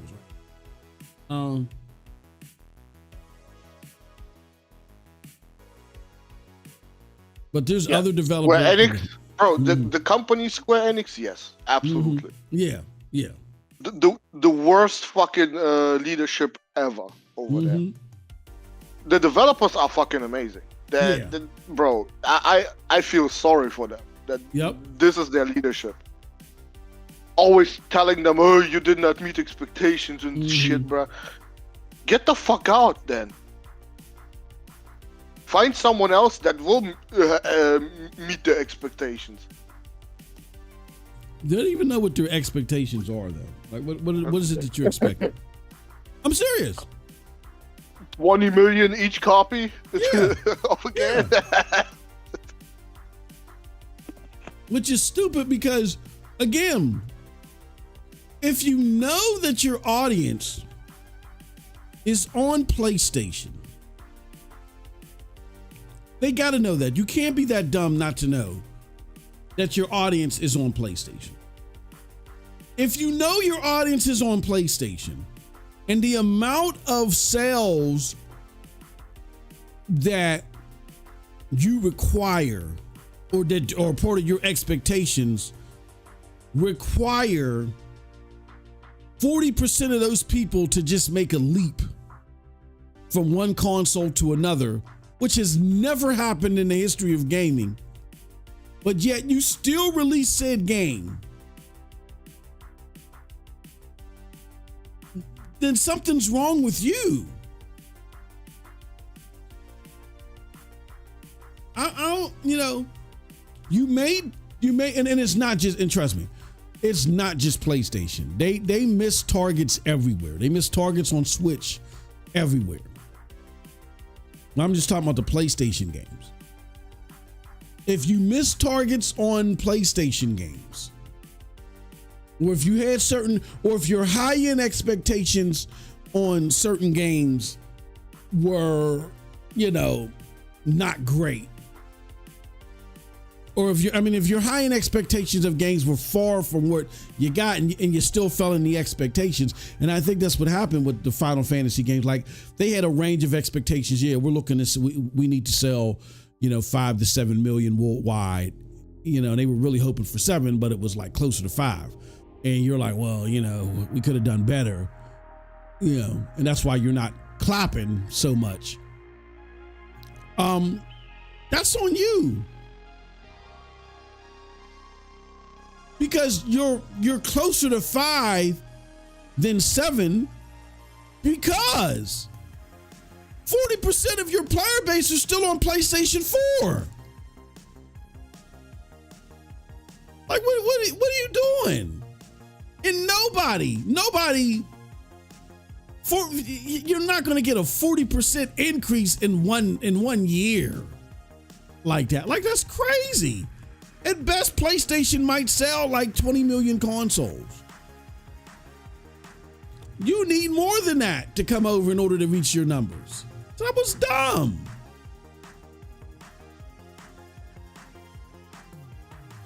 You should have waited a year or so. Maybe if Final Fantasy 16 and Final Fantasy 7 Rebirth were a year later, you know. Like, come on.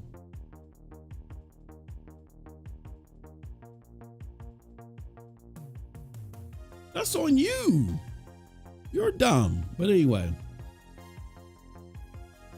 Yeah, porting their games to PC didn't help out. No, Hiroki, he might be learning, man. He might be learning, but at least his name is someone in the air. We just got to keep bringing his name. Like Herman Holtz is getting that work, as he should. Nishino, the hardware guy, I think he's doing great. Herman Holtz is getting that work, as he should. But we got to bring up Hiroki Totoki. We got to keep bringing him up. These are his ideas. A lot of them are, and he's responsible for stupid shit like PC. Like PC is not the PC market is not a market that is suited for what PlayStation does as a brand. Like me and Cold Blood was joking on NRO podcast Friday about, like, say if me and him had a restaurant that we built together and I came to him one day and said, hey, yo, let's start selling vegan food. He's like, fuck no, get out of here. Right? But, you know, in the scenario that I gave to where I was like, well, I'm going to do it anyway. In me doing something like that, I would have to totally change and mutate the DNA of our restaurant to cater to vegan people. Because they have a totally different set of needs and food tastes or whatever. You know, a lot of people are eating vegan food because they can't have animal product. A lot of them are diabetics. A lot of them have kidney issues. A lot of them just want to do it because they want to be part of the fad, whatever the case may be. So me sitting there eating some greasy smothered ribs and not giving a fuck about it, I can't. They don't have that luxury. Or I don't have that luxury serving the same type of food to vegan. I got to change our DNA, our structure. Normally when you're serving vegan food, a vegan will tell you in a second, did you cook this on a different grill? Huh? What do you mean I cook it on a different grill? Vegan. The fuck does it mean? Because if somebody's vegan because they have an allergy to animal product, you got to cook it on a different grill. Then we got to change everything. Then instead of most of my money going into this, I now got to invest into a different grill. You got to totally change your DNA when you are a console maker like PlayStation and you want to service PC gamers. That's why Nintendo ain't even fucking entertaining it. Why do you think Nintendo ain't entertaining it? And from the last numbers I saw, Nintendo was making more money than Steam and making more money than Valve. I don't know if that's still the case, but I believe that Nintendo's making more money than Valve. Not a whole, but they're fine. They don't need Steam. Why do you need somebody that you're doing better than?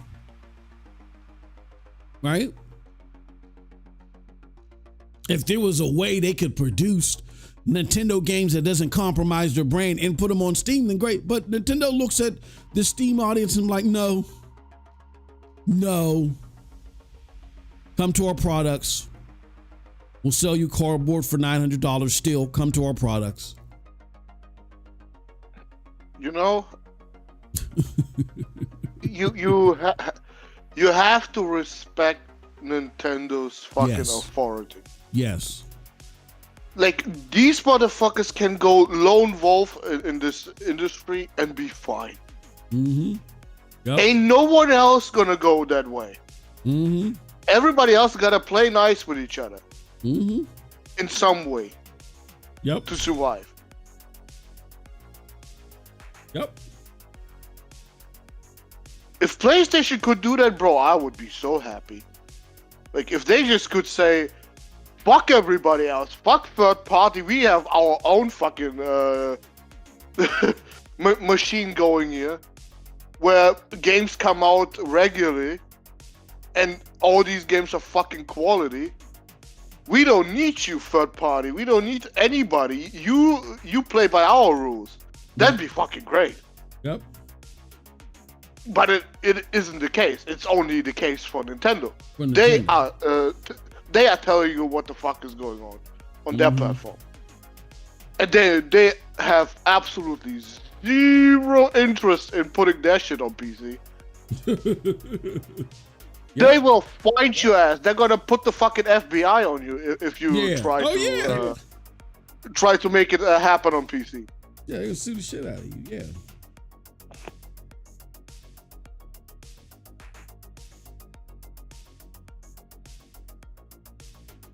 So, yeah, I'm telling you, bro.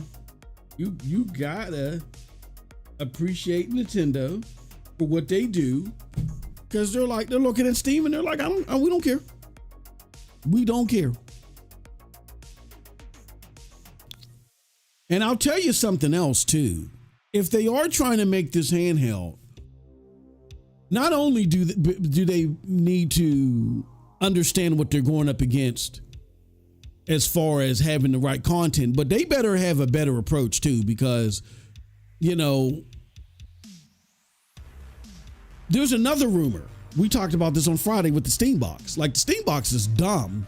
Steam Box 2.0, I think, would be dumb. I think they see an opportunity that really doesn't exist.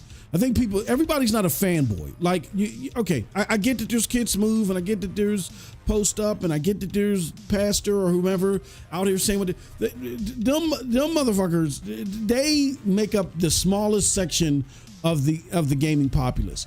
If Microsoft crashes and burns on the console side, people are just leaving and they're going to PlayStation. There is not going to be this mass exodus of people going to PC. You might get like maybe 10 to 15% of Xbox gamers on that'll go to PC, right? Because they're console people. If they're there now, they are purely console people. So let's see here. So Microsoft has about, I'm gonna say 35 million PC people, right? Let's do the math. 35 million times 15%. I won't even say maybe 5 million consoles, 4.5 million consoles. So you're gonna sit there and make another console that's gonna have the same numbers as the Steam Deck, for crying out loud? You might have 4 million people out there. You might. Like, stop it. I think it's stupid, but here's the thing. There's currently PlayStation IP on Steam. So are you guys, you know, I surmise, and my guess is they're not going to let it happen. Like, they would tell them, nope, you can't put that on the console. Or would they? Like, if you're going to go against PlayStation, I mean, if you're going against Nintendo, you're going against a brand identity, like Cold Blood says, that have made it abundantly clear. We don't bend for anybody. As a matter of fact, you piss us off too much, we might come for you.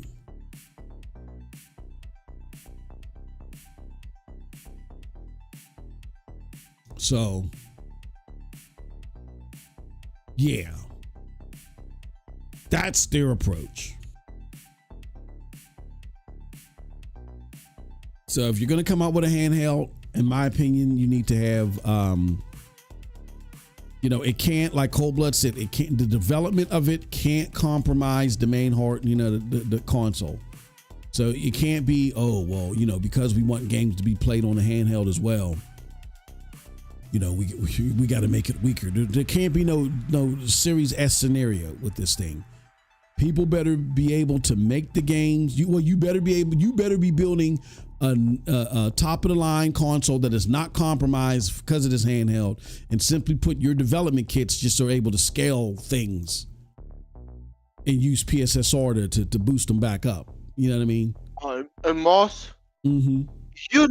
The minute this bitch is released, someone out there is gonna be like, "Oh, I'm gonna make sure that bitch is jailbroken in a fucking week." Mm-hmm. I'm gonna make my fucking custom firmware for it. I'm gonna make sure piracy is at its fucking peak with that motherfucker. You know it. It will happen. It always happens with PlayStation handhelds. Well, they better tighten it up. They can try. They better tighten it up like they do the consoles.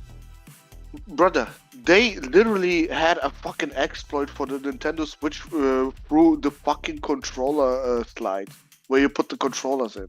Mm-hmm. They found a fucking vulnerability in there. Mm-hmm. Like that, they gotta find something, bro.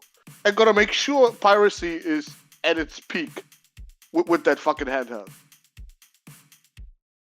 I mean, I feel I'm just saying, bro. It has its positives and negatives. You can't. You won't be able. Yeah, you won't be able to stop piracy altogether. I just think it can't be open as the Portal. I mean, not the Portal. Can't be open like the PSP. Definitely the PSP and the Vita. It can't be open like that at all. And you better have a plan of attack like Nintendo to deal with piracy. Because even though you can pirate the games for Nintendo and stuff like that, there are challenges. Like you really got to search. And remember, boss, last time they tried to punish someone for jailbreaking their console, they literally put the PSN down for a whole month, bro. So Sony is gonna be afraid as fuck to go against them. Yeah, I think that happened that was allowed because they had piss poor network integration. That's why that was even possible in the way that it was. They got a lot better infrastructure. Nobody attacked them recently. That's all. Mm-hmm.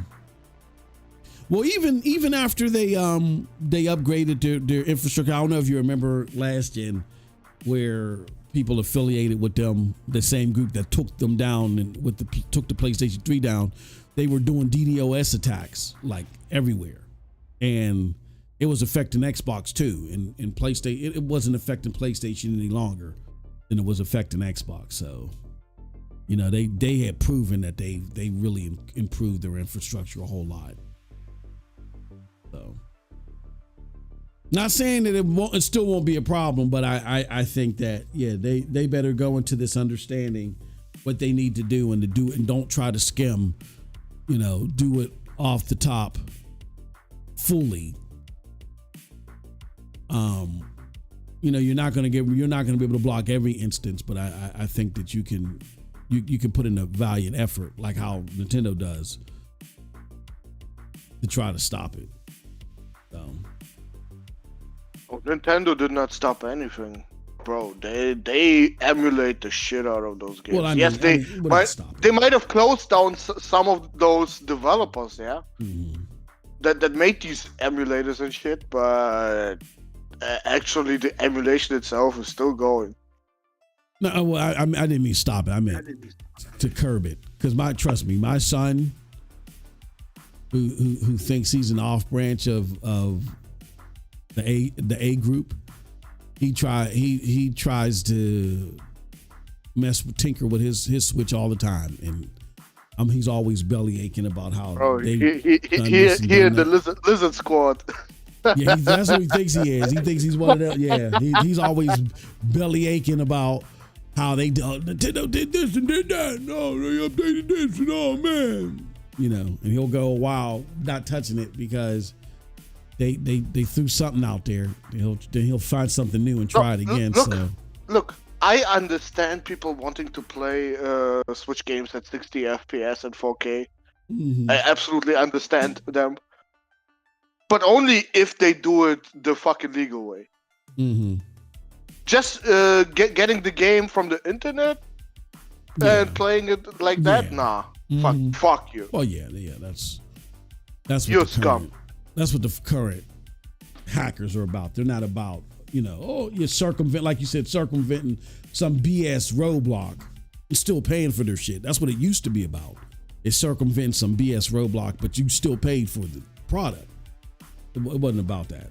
It's not about that anymore. It's about, this shouldn't cost anything. I'm entitled to this. This should be free.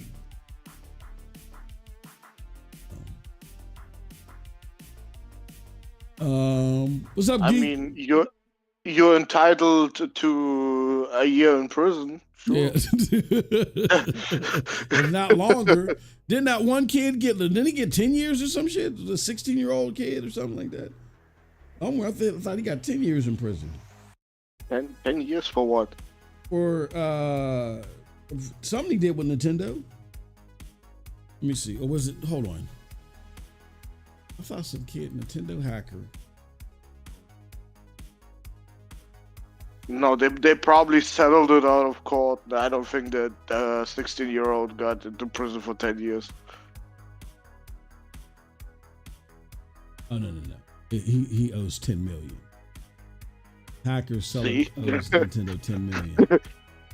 Yeah. Bro, your life is forfeit at that point. Holy shit. He said he's been freed from prison. Bowser. Guess this hacker called Bowser. Hanswacker is getting released from federal prison after spending over 2 years behind bars, as first reported by Torrent Freak. Shout out to Jonathan.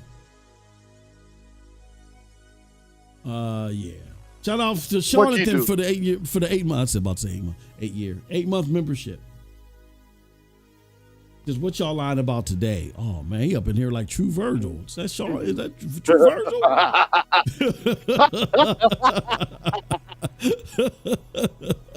This dude out here like J Game. We're converting everybody to this. True Virgil. Yeah, you're like J Gaming, not J Gaming. He said, "Well, oh man, where did I see True Virgil at? I was watching something, and I saw True Virgil on somebody's podcast, like either Jazz or on Next Gens. Yeah, bootlicking it up somewhere for Xbox. I forgot where did I see True Virgil at. I see a lot of our refugees who we clowned, who lurk now that they don't chat nothing in the chat. I see them everywhere, man. They be sitting there bootlicking it up. Let's see here. All right.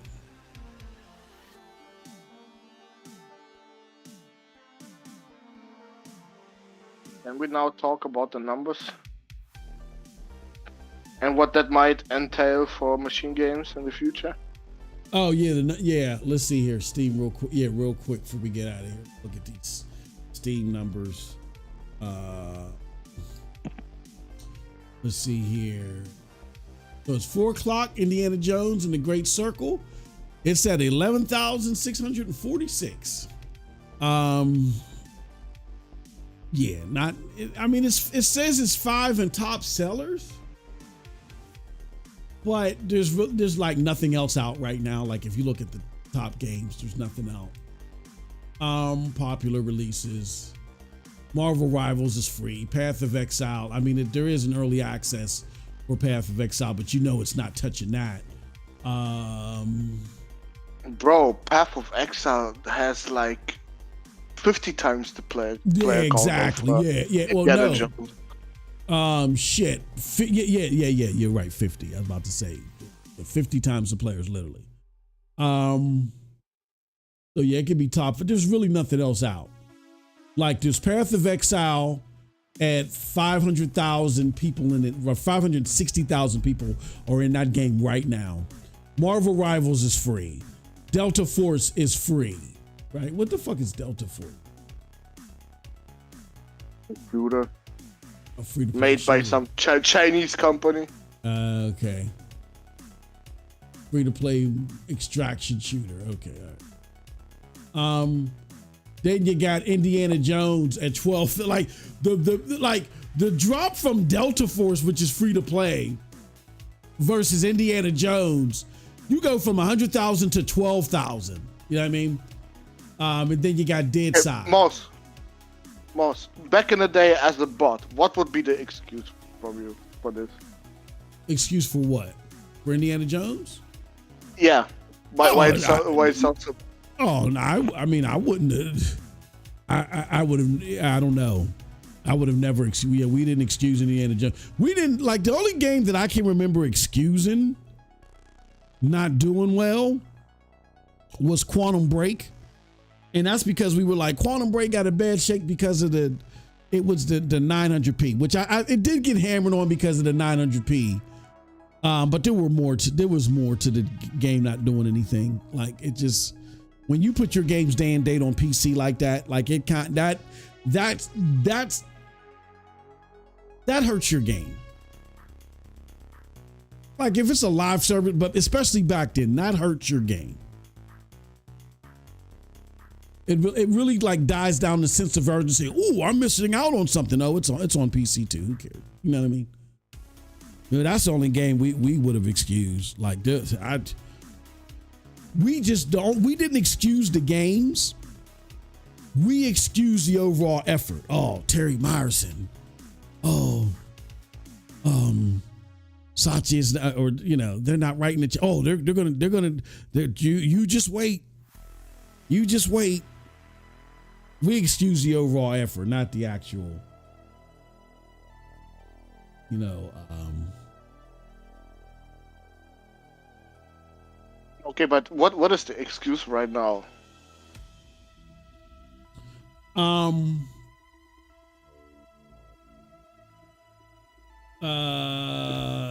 Well, I don't know if there's an excuse. They're just overlooking it. Just like Indiana Jones is the clear cut. We're overlooking it. That's it. We're overlooking the gameplay. Gameplay's okay. Now we're overlooking, yeah. Oh, because it's Game Pass. It's on Game Pass. It doesn't matter.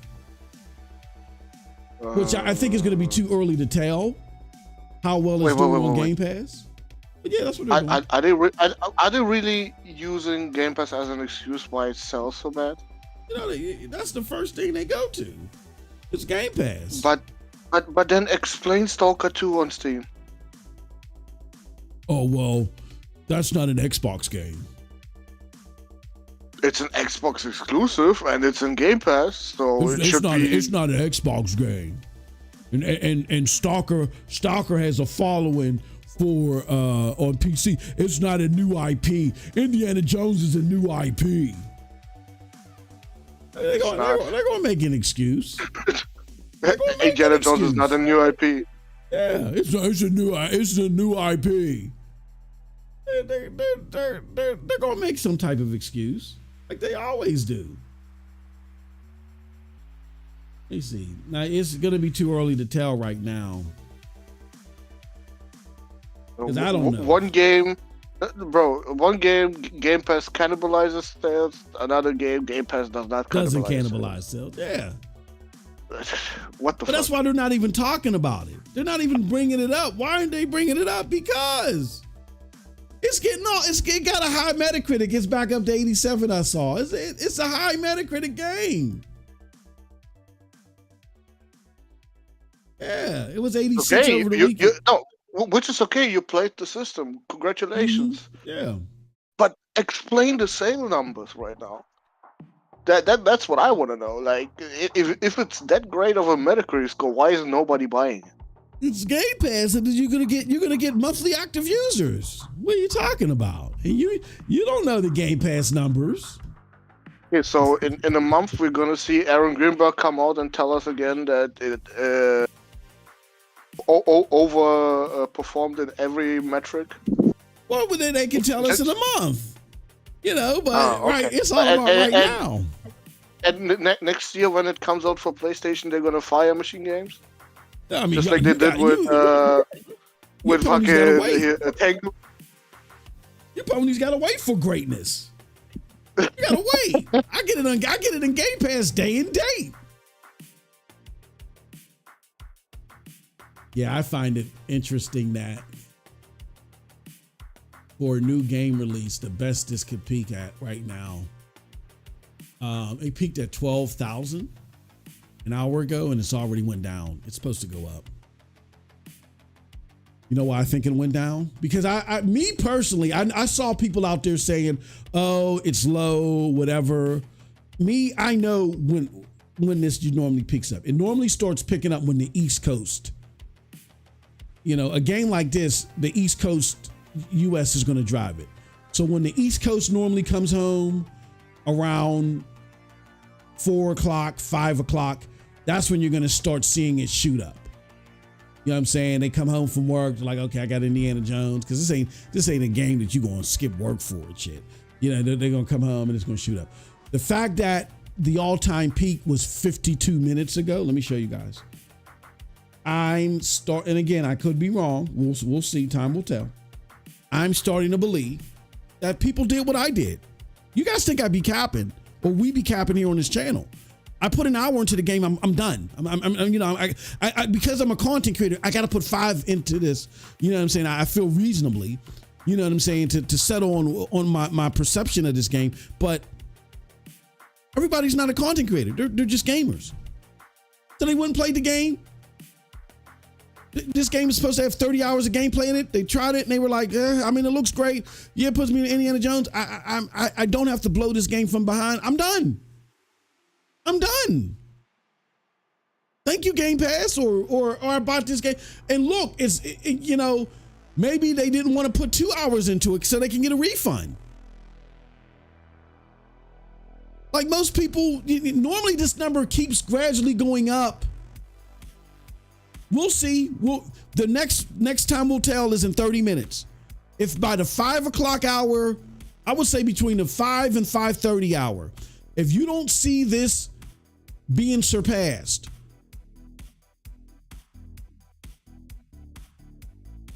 and by the end of the night, this is where it peaks at. That's what happened. People tried the game. They were like, oh. I don't see here I don't see what Hip Hop Gamer said. I don't see what John Linneman said. I don't see what this person said. I just don't see it in this game. I don't see what Eurogamer said. I don't see what VGC said. I don't see it in this game.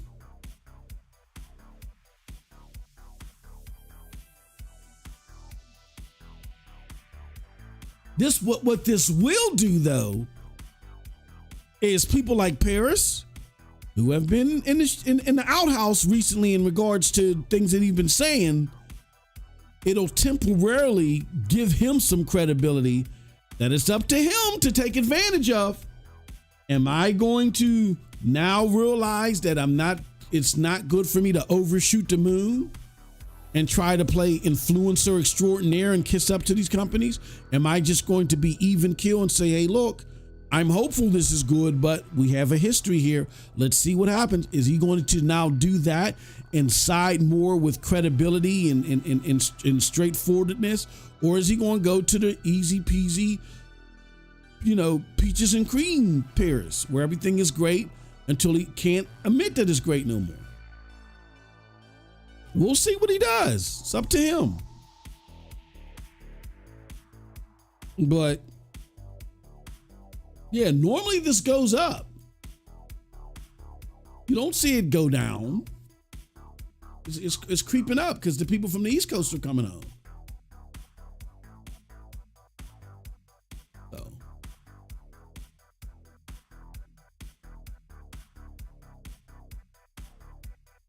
All right, we're gonna get out of here. But thank you guys very much for. One more thing. One more thing. I just tried it, yeah? While you was talking and shit, I was tinkering with it a little bit. Mm-hmm.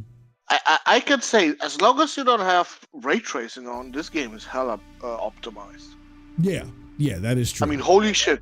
Yep. You can have everything at ultra, everything at supreme and shit, and it still runs 120 plus.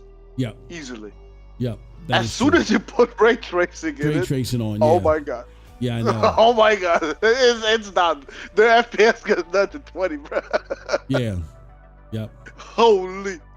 Yeah, that is true. I mean, machine games, I can say that their fucking engine is very good.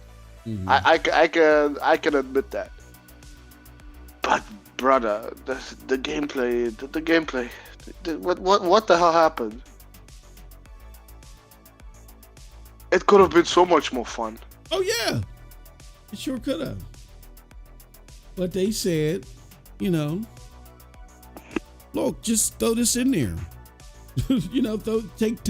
Take the stealth from Wolfenstein of all games. You know what I mean? Like there was some intricate stealth system. It's Xbox. You know what I mean? So.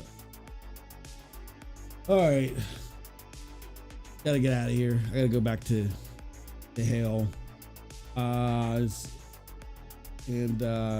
We'll talk more tomorrow. We'll have both of us will have some more time on this game, and we can talk again tomorrow. But we're out of here. Thank you guys for checking us out. Till next time, have a wonderful gaming day. Peace. He said tonight is Marvel Rivals though. This geek. All right, y'all. Peace. Wait, does he mean I have to play Marvel's Rivals? I don't know. He just tonight is about Marvel's Rivals though. That's all he said. And let him know in the DM, geek. We out.